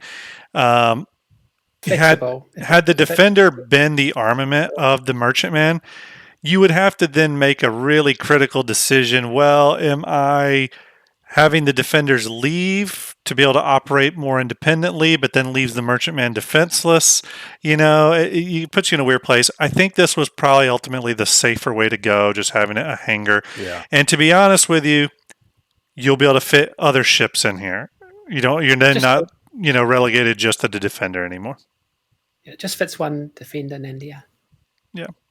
Yeah, just one. One pocket fighter essentially can go in there. Yeah, but that means you probably could fit like I don't know the metrics here, but maybe you could fit like a Gladiator, or I'm sure you could get something like an Arrow or something like that into. Or even, I think it would fit even if you, depending on how you're running the ship. I'd probably park like an 85X or something like that. If this is my ship, it's defended pretty well. I'm not going to have a pocket fighter in there. Yeah. Wait. It said it takes 2 Defenders. Is that right? I only saw one. I saw one. I only saw one. No, he's saying that he wanted them to dock on the wings. Oh, he wanted it. Yeah. I see. Yeah. So I just thought it was the safe way to go. So this is something here that I definitely called. I was telling Ender they're definitely going to make the wings fold. So that was an easy call. Yeah. That way it can fit in standard hangars and not be relegated to. I knew it wasn't going to be relegated to docking procedures on a space station. The whole point of this ship is that it can land freely and all that stuff. They've long talked about that. So, and how would it dock with a human dock? Yeah. One thing. Oh yeah, there are no docking collars on it. Oh, interesting. Right. So you can see the little person here, this little white speck. This thing is going to be massive, towering above people because it's got a really high vertical stance. It's why really does it need that? It's weird, eh? The high vertical stance. Is that just because of the hull shape at the bottom? It's because of this ramp that comes down. Yeah, I think I think they wanted that Let me that see if I can ramp find feeling when you're walking up that ramp. Kind of that Yeah, here we go. I don't know, kid in a candy store feeling when you're walking up this ginormous ramp. Yeah. So when that ramp drops think they down, wanted that. what did they say? They said that one of the reference images they had in the development offices was Aladdin's cave. That when you walk up those stairs, they want it to feel like you're entering Aladdin's cave because you're entering the marketplace. Yeah. To me, it sort of looked pretty H.R. Giger sexually charged. Is what I pulled from it. Yeah, the Just whole because all thing kind the of way the lines came, which actually was pretty yeah, cool. It did have like a Giger kind of look, it did. which I'm not even joking about. So Actually, like can you appealed to me. I was like, oh, that's really cool. Andy says that he wants smaller ships to be able to send to be integrate with sensors with the larger ships. I think that's actually happening. I think Yeah. they'll be able to do that. I think they'll be able to share radar ships. There was a talk at one point. Sorry, Andrew. There was a talk at one point where they did say something about ships traveling with like a capital ship will be able to pull data from the capital, like radar data and stuff like that, scanning data and stuff. I mean, they've talked a little bit about how, you know, signals and signatures can be masked and interfered with and stuff. So I think all that's going to be a real thing. Yeah. Yeah. I think, for example, I think that's why a lot of fleets are going to have Polarises in the lead because they have capital radars. I think they're the only ship with a capital radar. So Ed raises a good point. The Defender is quite a long-range fighter as they go, I think. Yeah. I think. Yeah. And you could have two of them and just cycle them through for refueling. Yeah, totally. Yeah. So Grim, can you push to 54 minutes and 37-ish seconds? Yes, 54 minutes. 33-ish. Sorry, where'd you say? Right there. Okay. That's that look that you were talking about. Yeah, it's got the sweeping lines and it. Yeah. I love the look of this.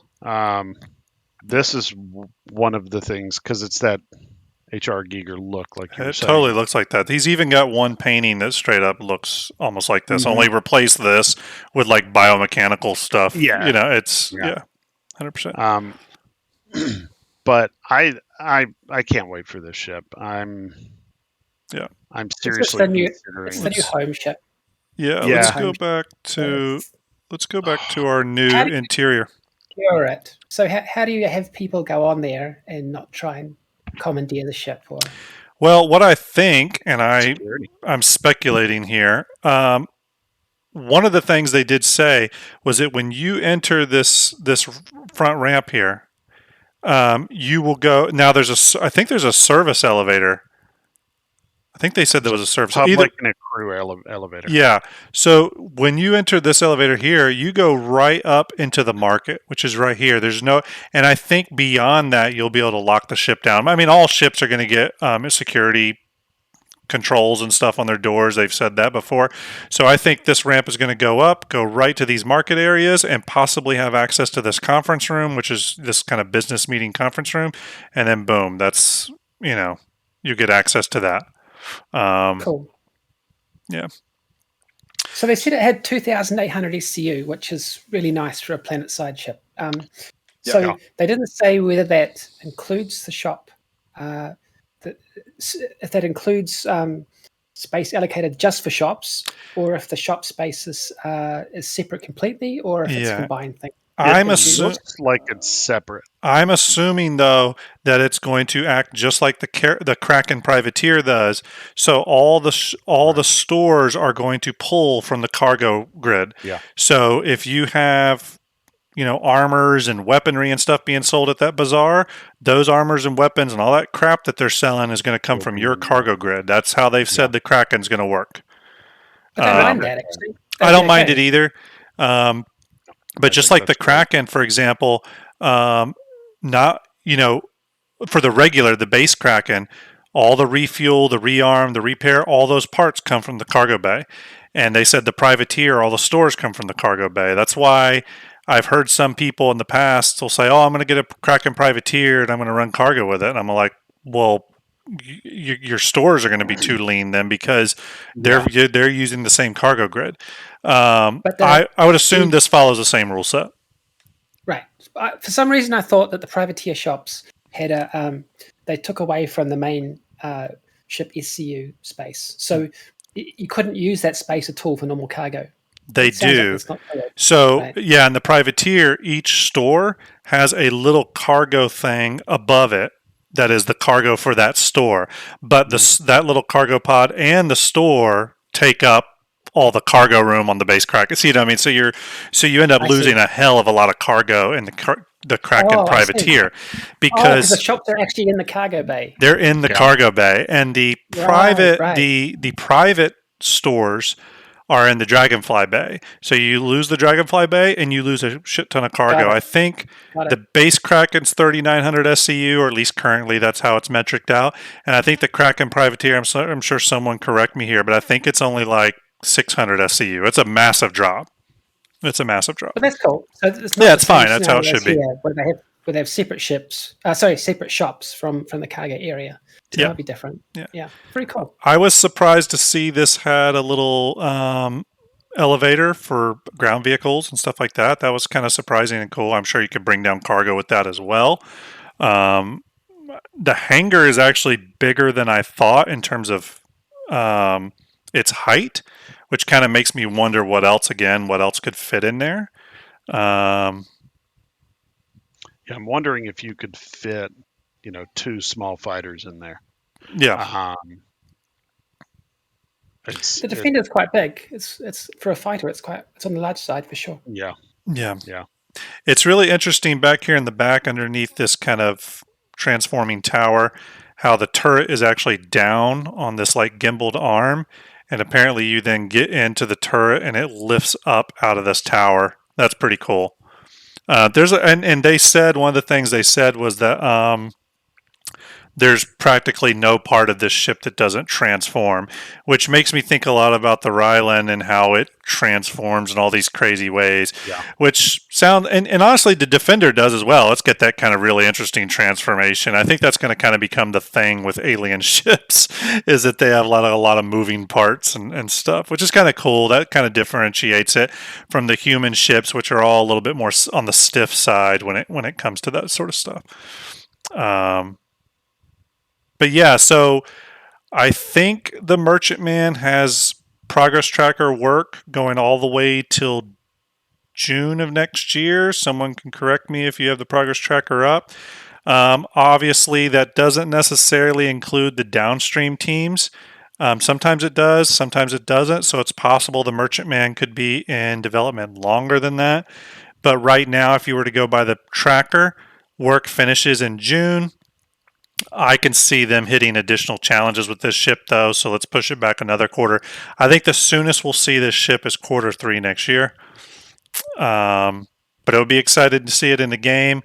Does anyone remember what they said the length was now? I know the original length was 160. I want to say it was 2 and change. Is it 2 and change now? Same as an 890. Same as an... Wow. So it's a big ship. That's a big ship.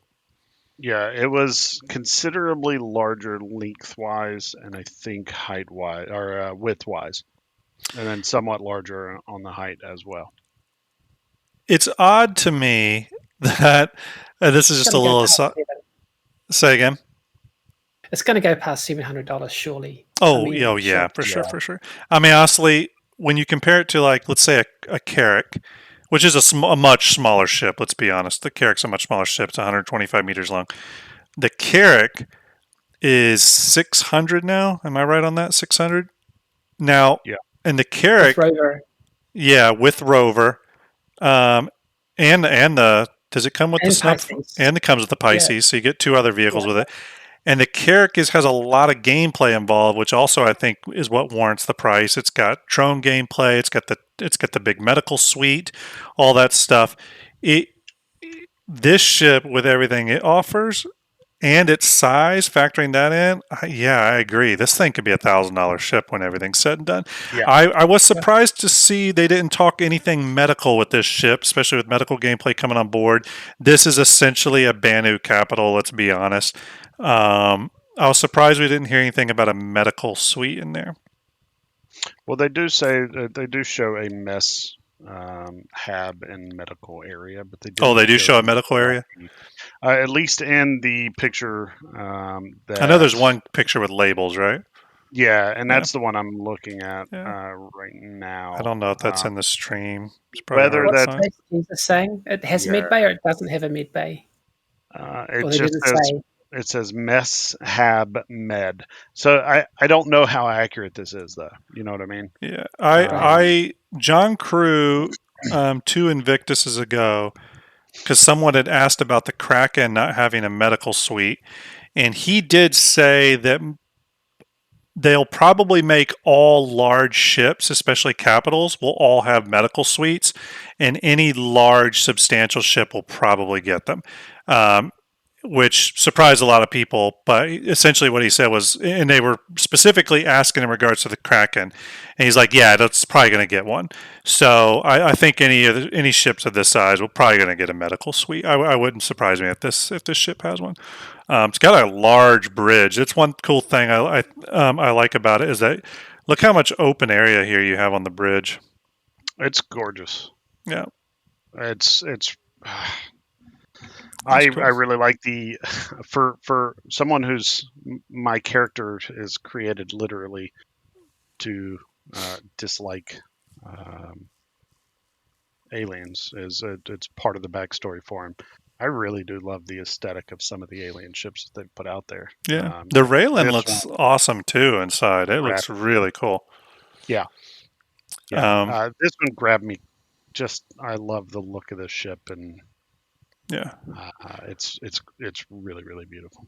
You can RP disliking aliens, but enjoy the ships that you take from them. Exactly. Yeah. And that's kind of what I'll end up doing is a story arc where my character kind of changes his bullshit and stops being so xenophobic.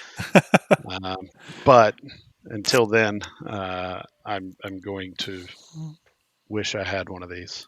Yeah, it's a really cool ship. Obviously, I think a lot of what we saw is pretty early in development. Based off some of those animations, it looks like it has gone through its white box concepting phase and probably, it looks like it's gone through its concepting phase and probably some white boxing has happened.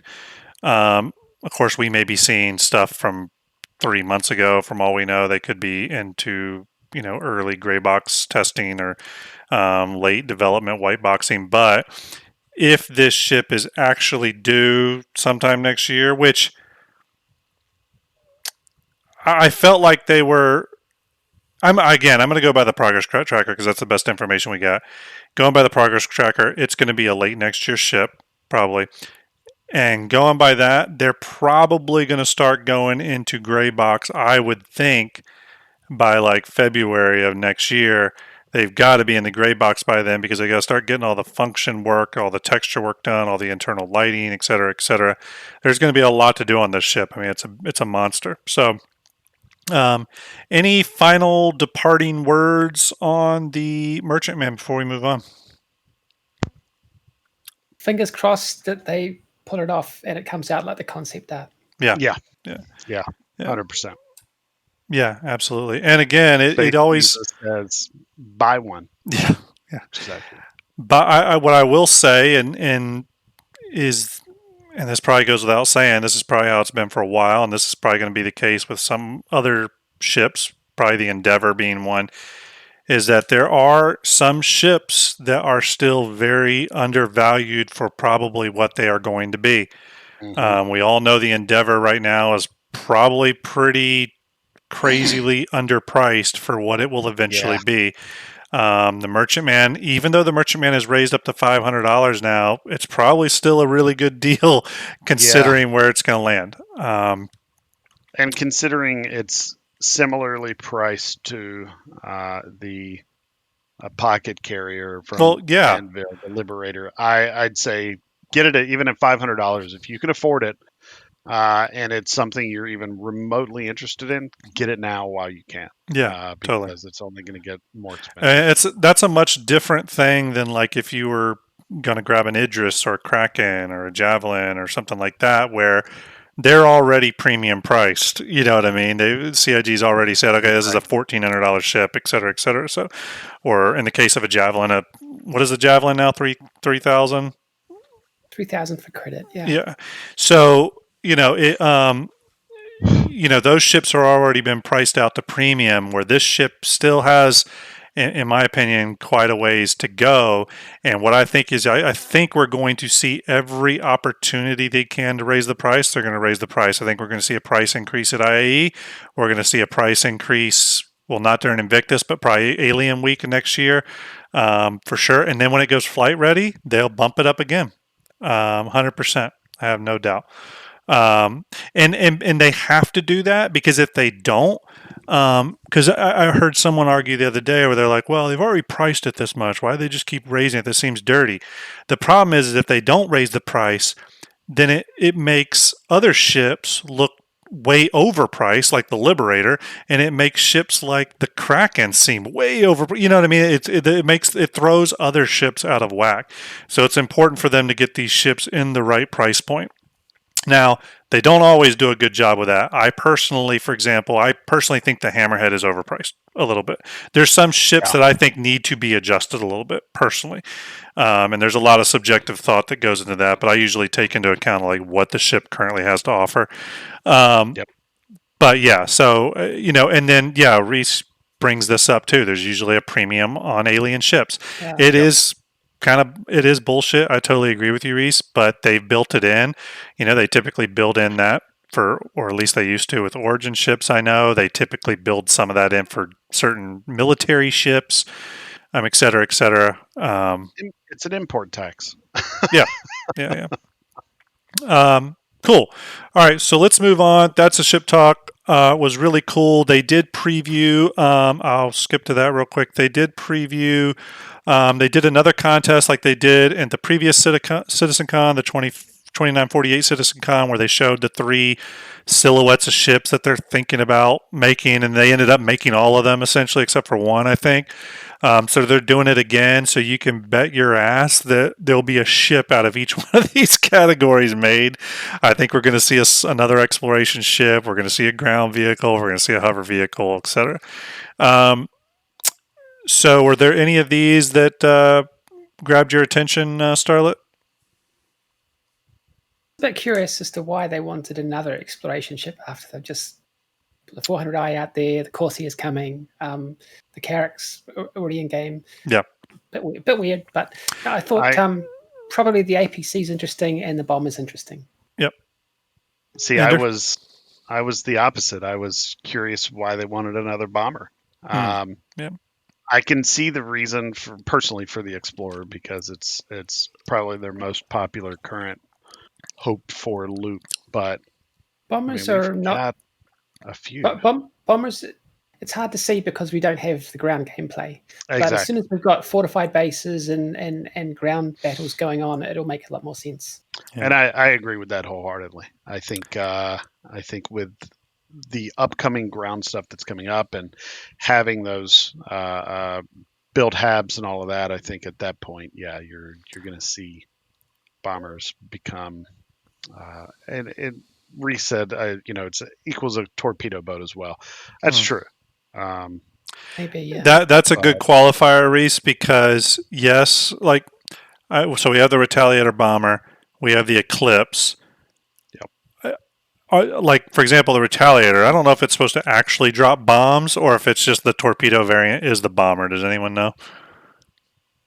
But even if were the bomber, it would have to be air to ground. Yeah. I mean, we have the Gladiator, which is a small bomber. It's a torpedo bomber, Reese, you think? Okay. That's what I was thinking. Harbinger and the Gladiator. Oh, yeah, the Harbinger. Right. Yep. I did forget about Bingo. That one. Yeah. Well, yeah, there's a lot of bombers. There's a lot of potential bombers. You're not wrong. But, I'll tell you this. I think the Explorer ship, though, and I think they even mentioned that's a large ship. This is a Carrack competitor. They're coming out with a competitor to the Carrack. This is going to be a big ship, and I think they even mentioned it's a. I think John Cruz said he's interested in that one because it's big. I think the Carrack sold so well that they want another one, even though they said the Carrack was going to be the end game exploration ship. I think we're about to see the Carrack Part 2. Yep. The question is, who's it by? That could be interesting. I'd bet Misk. I would love to see a ground vehicle that is medical. We're seeing a lot of exciting stuff for medical gameplay. It's something I kind of shifted gears recently and was like, I want an Apollo. And I do. I want an Apollo. Pure Life Rover. Yeah.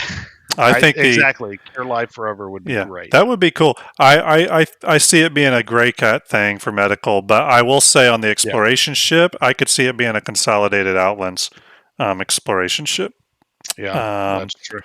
But with the ground vehicle, I think we need I don't even think it would be a nice to have. I think we need a medical ground vehicle. Like 100%, we need it. Because here's the thing with medical. To me, it is a gameplay loop for sure, but unlike a lot of other gameplay loops, it's a gameplay loop with consequences if something goes bad. For example, like let's say you're a cargo runner and you lose some cargo, or the commodities aren't trading good that week, or there's a blockade on your normal shipping route and you can't make as much money as you normally do. The only downside is you don't profit, right? Whereas medical, you have the chance to die. You have the chance to lose stuff with that, with your body being lootable, et cetera, et cetera. You're in all that. So for medical, we really do need every tool at our disposal.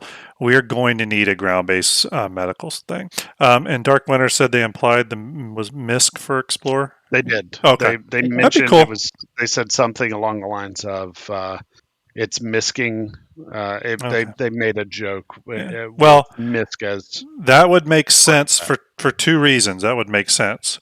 One, MISC has an exploration ship, the Freelancer Dur. So it makes sense for them to have a bigger one.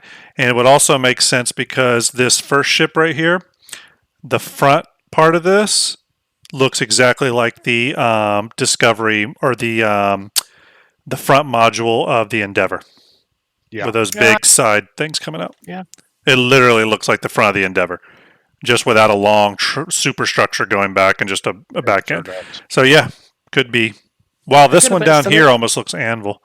But I feel a bit cynical about this. It's like, we want to build these 4 ships. Let's give everyone a choice of which ship they want and build it for anyway. That's exactly what they're going to do.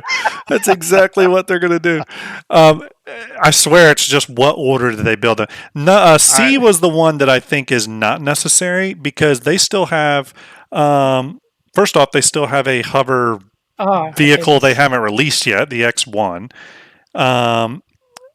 And we have one, the Dragonfly. We're going to get one, the X1. We're going to have the Tumble Rangers, which aren't hover, but they're essentially the same thing. I don't know. I don't see a reason for this, personally. I'd like to get my Ranger before we start talking about more hover ships. I'm not a fan. I think this will be timed on the ground vehicle rework that isn't fully complete yet. So they just need a new ship to, a new LTI ship to sell when they launch that upgrade. Yeah. I now what you said was, we're gonna give you a choice and build all 4 anyway. I don't know if you guys are seeing it, but I see 12 ships here. Well, they're going to build one from each category. Build all 12. Yeah, it wouldn't surprise me eventually, but I think they'll do the ground vehicle first, personally. Yeah. And I'm hopeful that it is a medical ship. I'd like to see that third ship or that third ground vehicle at the bottom there be a medical ship. Large, kind of a mobile medical. I think I would like something. I think I would personally like something maybe more Ursa size that could fit maybe in the back of like a MSR or Corsair or something. That would be good. That's True. Maybe. I don't know. To give it more flexibility, but more that middle one where it's just an area where you're stabilizing, and then once you get them to the ship, that's where you do all the work. Right. The Ballista's got terrible ground clearance. It's not a very good vehicle, so I hope they don't. Oh, the Ballista. Okay. Cool. So let's go ahead and move on real quick. So that was the ship panel. It was pretty cool. I'm still looking forward to maybe what they reveal at IAE. Although I think at IAE, I have a feeling they may focus on some ships that we know about, like the Hull C and stuff, to be honest with you, but we'll see. Let's go on to our next thing, which was the Gen 12 and the multi-core Vulcan. Some of these more technical panels, obviously, we're not going to deep dive because they did get really nitty-gritty, and it was hard. I mean, the stuff gets pretty deep, but what I think we can talk about just in general, a general sense is, what we thought of that particular panel and what our hopes are for the future of it. But, Ender, what was your thoughts on Gen 12 Vulcan? Did you get to watch this panel? I can't hear you. Oh, it's because I was muted. That's He's why. Muted. Yeah. I should be good now. You can hear me now? I can hear you now. All right. So I did get to watch this. For me, this got way technical for a long time. Yep. And that's great. It did show me a lot of promise for getting a lot more out of my current setup system. Yeah. Which was exciting for me. But it was real technical. And I didn't understand 90% of what they were talking about. I think most people didn't understand. Even the people that say they understood are like, they don't totally understand. Starlette, what's your thoughts on Gen 12 and Vulcan? This should have been a Star Citizen Live, probably not a CitizenCon entertainment kind of thing. Yeah. I'm a software developer. I couldn't listen to this. It wasn't we weren't in the mood. We were in the mood to be entertained by a CitizenCon, not go to a university lecture. Yeah. But look, it's good stuff. We won't see any of this affecting our gameplay for a long time. Yeah. And then suddenly it'll be awesome, and suddenly frame rates will be stable, and suddenly all our cores and our CPU will be used magically. We won't see much until that happens. But what it means for me is that when frame rates are stable and when all the cores are used and performance is high enough, that opens the doors towards VR support. And I know that's a long way ahead, but I really want VR support for this game. Yeah. I think that would be mind-blowing. Yeah, that would be the lawnmower man moment of gaming for me. You know what I mean? Would be able to do VR with this. So for me, what I took from this panel and the server meshing panel, which honestly we can kind of combine these two panels and talk about them both because they both had the same level of technical talk. But what was important about both of these panels for me and what I took from them is that it does look like a lot of effort is going in to actually building all this stuff and working on it. There's been past talks where they do talk about it sort of like in theory, whereas this, it actually looks like they are building and programming and coding and working on these tools and all that to get them eventually in our hands. And it was also nice to just hear that they've actually been very careful in saying this in the past because I paid attention to it. They've been very careful about saying that Vulcan is going to improve performance very much. But this was the first time where they did talk about getting significant performance gains from the new API and the Gen 12 rendering and all that stuff, which was good to hear. I think if I had to guess, they've probably held off saying that for a long time, and I have paid attention to that. And they've even in the past have said things like, "Well, we don't really know what sort of performance gains we'll get, if any." I think that they've been doing a lot of internal testing, obviously, and they're seeing gains to the point where they felt comfortable saying that this time. Yeah. I don't think they get very haphazard when they say stuff like that. So that was nice to hear. They also said that exact thing in the server meshing panel, and they've been very careful not to say anything like that in the past, where it's like, oh, you're going to get these massive performance increases. So hearing those two things was great. I forget when it was. I think it was either last Invictus or last IAE.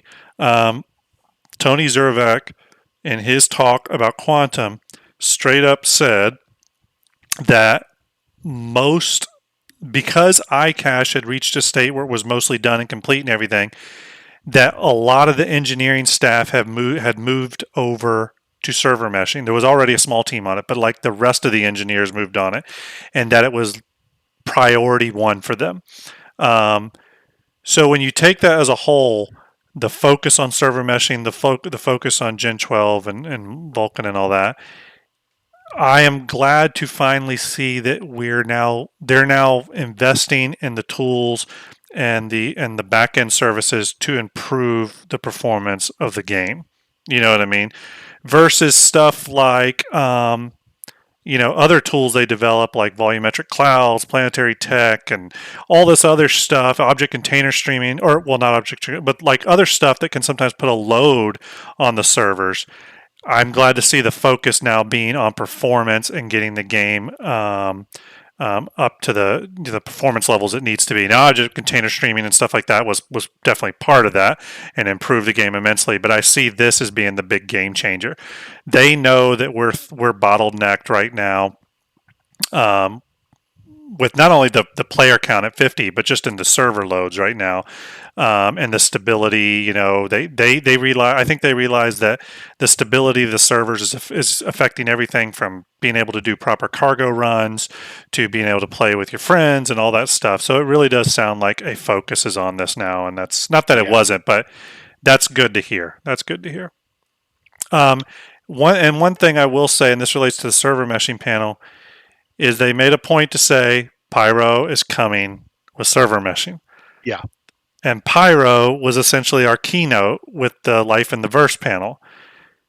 Yeah. So it's weird to get a keynote that focused on Pyro that is unfortunately hitched to server meshing, but no one would give a timeline of server meshing. At all. At all. I hope that means we're on track for sometime even late next year. If you go by the progress tracker, it looks like static server meshing will be done by the end of May. I think is where it's currently at on the progress tracker. Again, I'm saying static server meshing. So best case scenario, we're in Pyro by Q3. I'm totally speculating. But it would have been nice to at least hear them give us a year. Like, we're going to get this to you next year. But we didn't even get that. So, makes me a little nervous, but we'll see. It was a little strange. Yeah. We got a lot of technical stuff. And even with Tony Z and his discussion, it got a little technical. But for them to go, okay, this is what we're dealing with, this is what we're working on, this is what we're doing, and Pyro's going to come with it. Pyro that we talked about a few hours ago at the very beginning of this and got everybody excited for, but we don't have time. Yeah. So. And Xylo did say... Sometime soon. Yeah, and Xylo did say that the Life in the Verse panel was the keynote. He said that was the keynote. Yeah. So, your entire keynote rests on a thing that we're not going to see. we're only going to see it some undetermined time in the future. I agree with you, Nani. I have to think that it's next year sometime, even if it's the end of the year. I have to think it's next year. Otherwise, you really do sort of end up. You have to be careful because you sort of do end up in a sandworm moment again, where it's like you're showing something that we're not going to see for too long of a period of time. I'll be honest. If we come up on CitizenCon next year and it's not out, I think they're going to be dealing with that already. Yeah, for sure. I don't see them making this the keynote, discussing all of this, and not being close Q2 of next year versus end of the year. I really do feel like it's possible that Q2 is not out of the realm of possibility for this. Yeah, I'm going to switch to the back end back here to have something a little bit more interesting playing as we talk. I'm going to listen to server meshing again, but I got a couple of things out of that. I think I did, and I could be wrong, but I think they messed up, and I think they went in the wrong direction originally with server meshing towards something that won't work, and they figured that out finally, and they've got themselves in the right direction now. So that sounds quite positive. I agree. Where do you have any thoughts on where they may have messed up, Starlette? Was it just back end technology or theory? Again, I was at the time I was sussing out the 400i, and I missed a couple of words, but the overall architecture of how it works is quite different to what I think they started off with. And the way a shard, see, we're all expecting there to be one universe that's all the same for everybody. You see a ship go by, that's, everyone sees that same ship. And we've just learnt that that may not be the case, because a shard is its own copy of the universe. Right. And and it's not quite clear how much the replication is real time between all these different universe shards. And then we've got things that, when you leave your gear somewhere in one shard and that despawns, it copies it back into the database, and then when you log back in or go somewhere else, it copies it into that new shard. So there's some smoke and mirrors going on in order to make this thing scale that we haven't quite considered yet. And hopefully we won't notice it, and hopefully it will feel like one big universe. But there's a which I think is just, I think that's the important thing, is the feeling that it is this one big universe. Man, I can't even imagine what cleanup scripts and stuff they have run into clean up the litter and derelicts and everything that are going to be present. But yeah, no, that's really interesting to hear that viewpoint on it. Well, I mean, I think that they know with server meshing as well. I think that they realize that they have to make this work, and it needs to be something, and they're going to be under pressure, because when they do release this, even in the static version, which is what we'll get first, it's got to be enough of that first version's got to be enough of a change that pays off for all the hype that this thing's been given. Not that they have to do it, but if we don't immediately get server counts that at least bump up to, I don't know, a couple hundred or something, there's going to be an immediate this is impossible. Do you know what I mean? That they've released server meshing and it hasn't done anything. So yeah, I think they're under an immense amount of pressure with it. They've got to get it right. It's got to be a home run out of the gate. I think they know that. It looks like they're trying to solve a variety of issues with it, not just player counts. Player counts, it sounds like, is just a product of it, but everything from stability and server load and the ability to put more stuff in there. So it'll be interesting to see what they do with that. I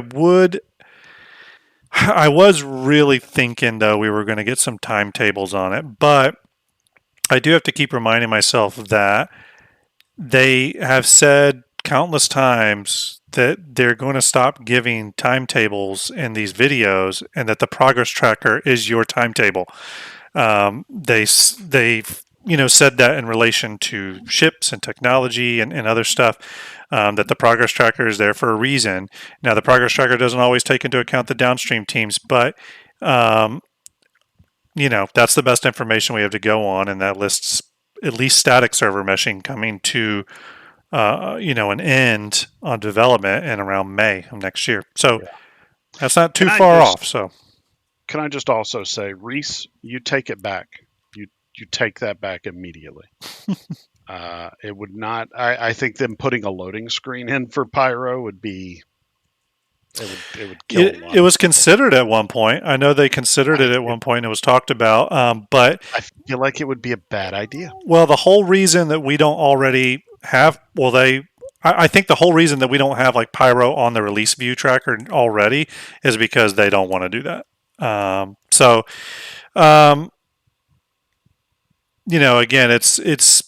it's it's something that sounds like they're holding back because they know that the traveling to Pyro. I mean, you saw it with as much work they're putting in with the jump point. Exactly.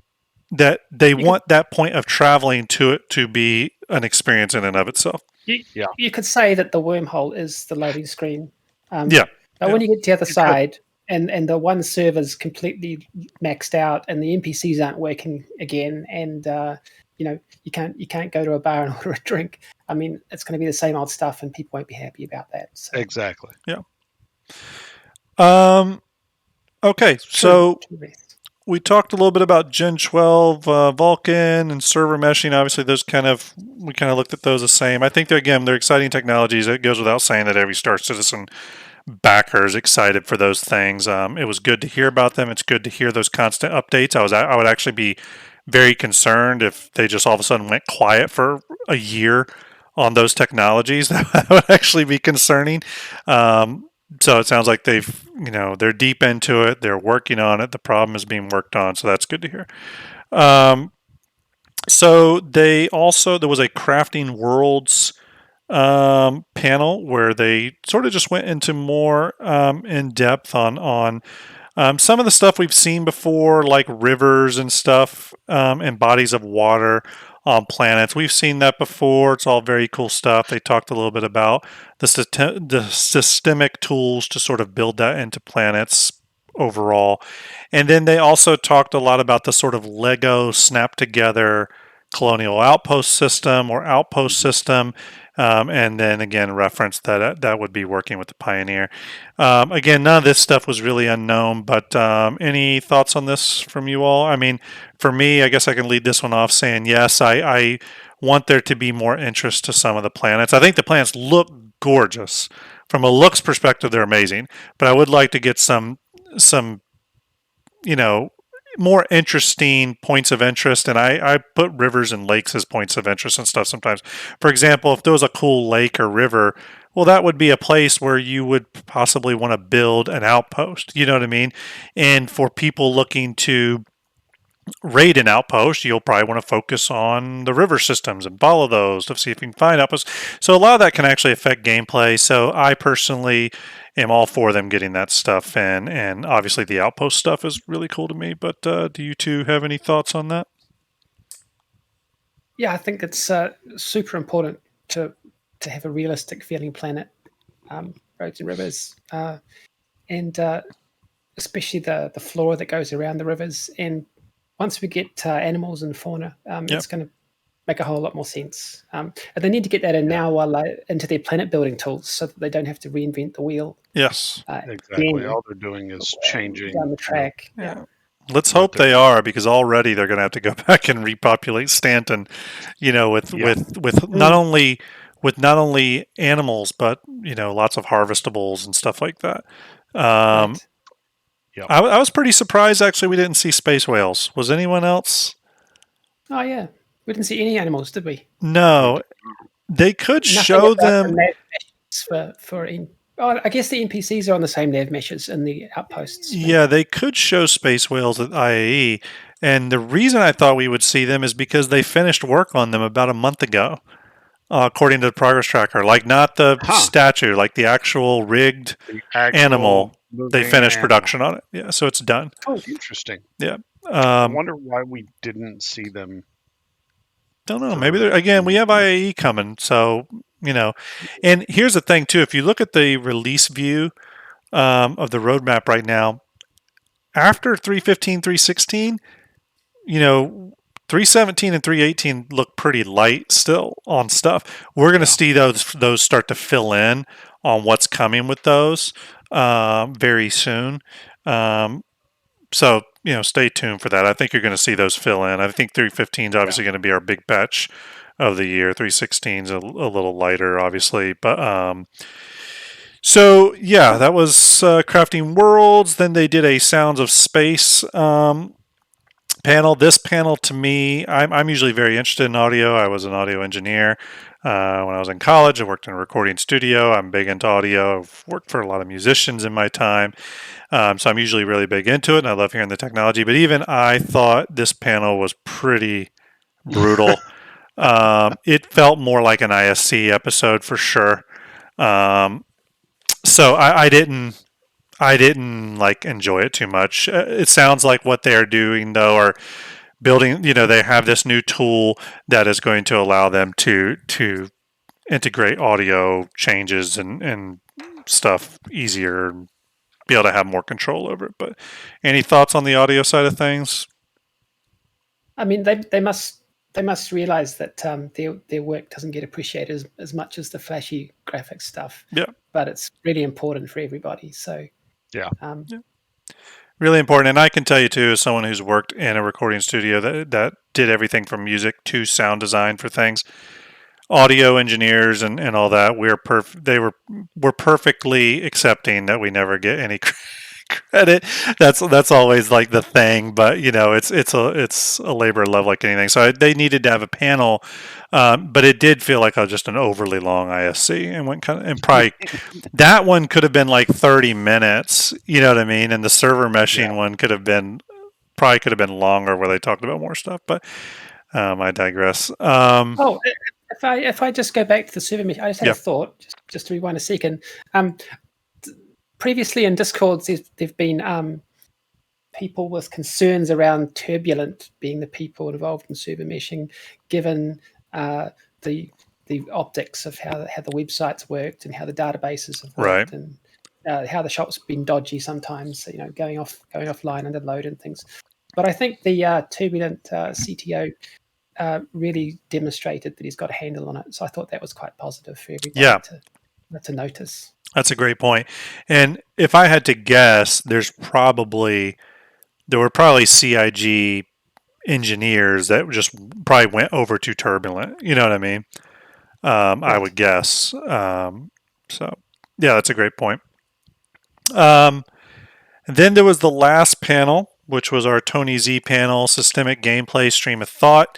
This is where they dived back into Quantum pretty heavily. They talked about server events, world events, and that type of stuff. Obviously, anytime Tony Z's talking, to me, it all comes down to Quantum. That is like the virtual back-end service that is going to drive the Star Citizen economy and the ebb and flow of the systems. It's going to, affect everything from the amount of payouts to the amount of crime to the amount of enforcement, et cetera, et cetera. And I think Tony Zervek has done a better job of updating us on Quantum in the past versus this panel. I think this panel was good. It was interesting.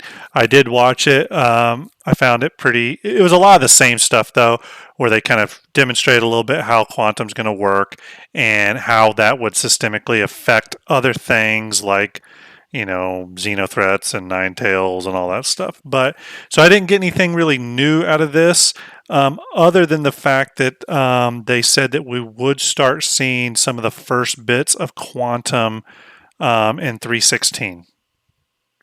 So other than that was exciting to hear. I think what they'll probably do is have Quantum affect a new server event that they have happening. It'll probably just affect one thing. But it was nice to hear that that's finally starting to get implemented. If I had to guess though, I could see Quantum not really fully get injected till things like server meshing are in place. I don't know anything about that tech level stuff, but I would think that a system like Quantum, to release it into the current server architecture and then have to do it for server meshing seems like a pretty wide gulf. But again, I'm sort of talking out my ass because I don't know how all that works. But yeah, thoughts on that? From what I know, it could be quite independent, and it could just be driving commodity prices and where NPCs pop up and disappear. It might be doable to have it in there before server meshing. I'm not sure. It's they've got a lot of work to get rid of the old legacy crap about how products and things are currently stored in the game. So there's a whole bunch of technical debt that has to be overcome, and I just hope they get through it soon because although they have done that cargo refactor to make life a bit better for everybody. Not the cargo refactor. They have done a bug fix on commodities. On the commodity restock, yeah. So that at least we can do some trading in the meantime. Yeah. But even that, and that was interesting. Me and Ender were talking about that the other day, that we thought the timing seemed really odd on that. And then Starlette, you chimed in and said maybe it has something to do with the upcoming wipe and the fact that we're all going to kind of lose everything. Maybe it's a good way to kind of get us excited about earning money again. One of the CIG people in the past season was quite excited that they'd managed to locate a bug around that, which was the driver. So maybe it was quite innocent, and maybe I don't know, but maybe it was not planned timing-wise. Okay. Yeah, there you go. Cool. Ender, you have any thoughts on Quantum and just that kind of back-end virtual economy? It's exciting. Yeah. It's always going to be interesting to at least in the peripheral kind of get to understand what's happening when we're not looking and where we're not looking and why this is popping up now and why that's not happening and these commodities are jumping. Kind of to see why that's happening is fun. And it's worrisome too, because it almost seems like they're trying to come up with a way to combat people from taking over an economy and kind of messing up an economy, which is great, but it just almost feels like it's another way for people to exploit an economy and make it worse. So well, and that's the great kind of balancer that hopefully Quantum will become, is that players can affect the economy, and even if you get some massive org that decides, hey, we're going to be the org to lock down Microtech and cut off all trade from there and become a real presence. We'll reverse that. Hopefully there's that emergent gameplay where another org has the opportunity to topple that, and much like in EVE Online, where, you have these big battles and corporate takeovers and stuff, and they almost become their own, like, stories, these player-driven stories that happen and almost become famous. It'd be cool to see that eventually happen in Star Citizen. But the trickiest thing with Quantum to me is that you're talking about a technology that will be in the background, and hopefully, if it's working right, you'll never notice it. I mean, you'll notice it because it'll be so much better than what we have now. But the idea behind Quantum is that it just feels right. It feels real. But it's not going to be this system that's always in front of our face. It's not like server meshing or something where it's like, oh, now there's 500 people on a server. It's this technology that's going to be sort of behind the scenes driving everything and affecting everything we do. But it's going to be kind of hidden from us. You know what I mean?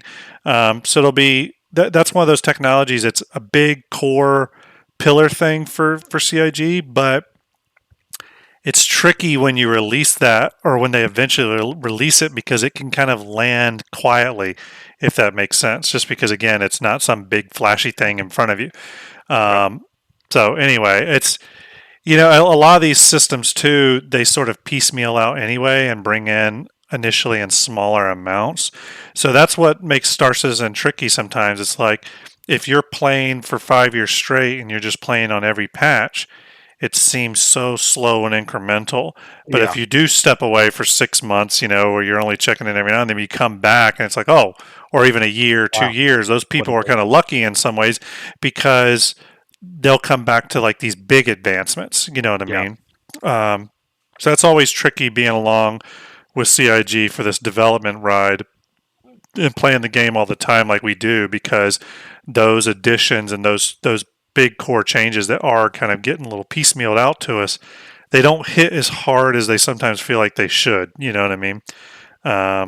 So yeah, I always think about that when I think about systems like Quantum, or even server meshing, where they're going to release a static server meshing first and then a dynamic. You know what I mean? So anyway, but that was essentially CitizenCon 2951. overall, we got a huge info dump today, and I'm sure people are going to be dissecting this information all the way up to IAE. We have IAE sometime in November. Correct me if I'm wrong. Isn't this like the second week in November usually, or something like that? It's around my birthday every year, which is nice. Okay.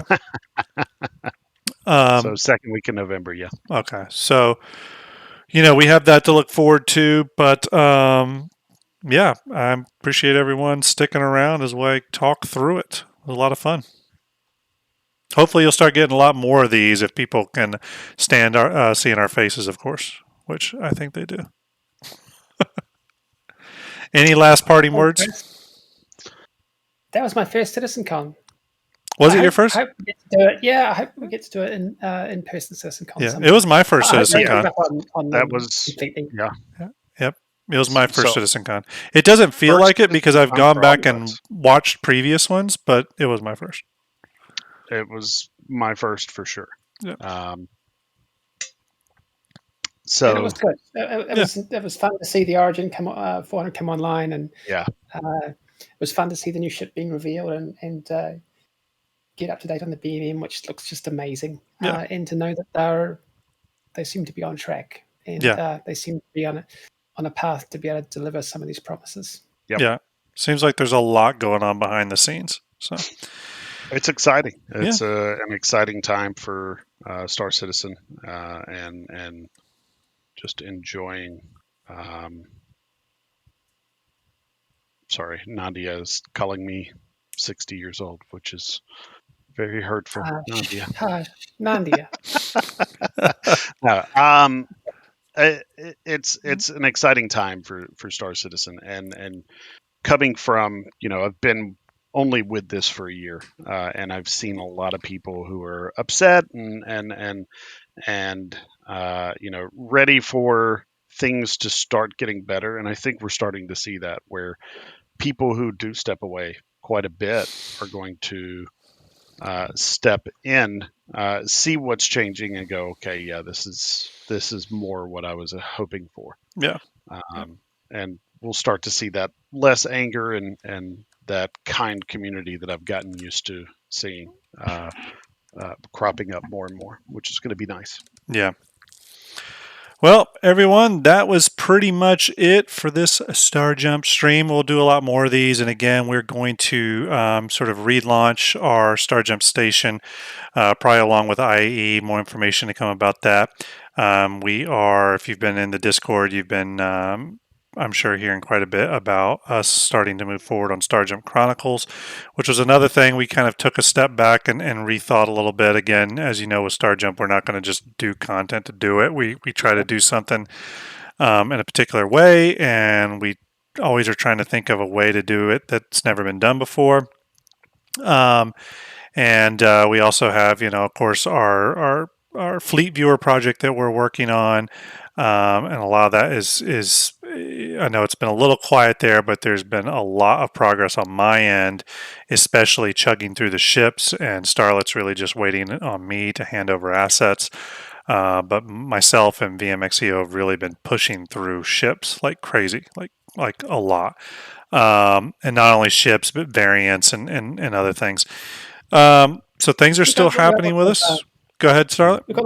We've got lots of good stuff coming for Hangar Link too, which will help with the fleet picks. Yes. So there's lots of stuff. There's a new extension going out to the Chrome Web Store. This needs to be approved. It takes a couple of weeks, but awesome. There's lots of news there to reveal soon too. Awesome, which will be extremely helpful during IAE. So everyone remember that. And maybe what I would like to do for kind of our initial Starjump station episode leading into IAE is I would like to do an episode that does kind of focus on Hangar Link and how people use it, how they should think about CCUs, and really dive into that, because it does confuse a lot of people, myself included sometimes. And everyone wants to find the best path to upgrade. So I think that would be a great topic and probably a good one to kick off Starjump Station with. But that being said, Starlette, Ender, it was great seeing you again. Everyone in chat, thanks for joining and sitting through this stream with us. And we will see you all real soon. Thanks, everyone. See you, everybody. Bye.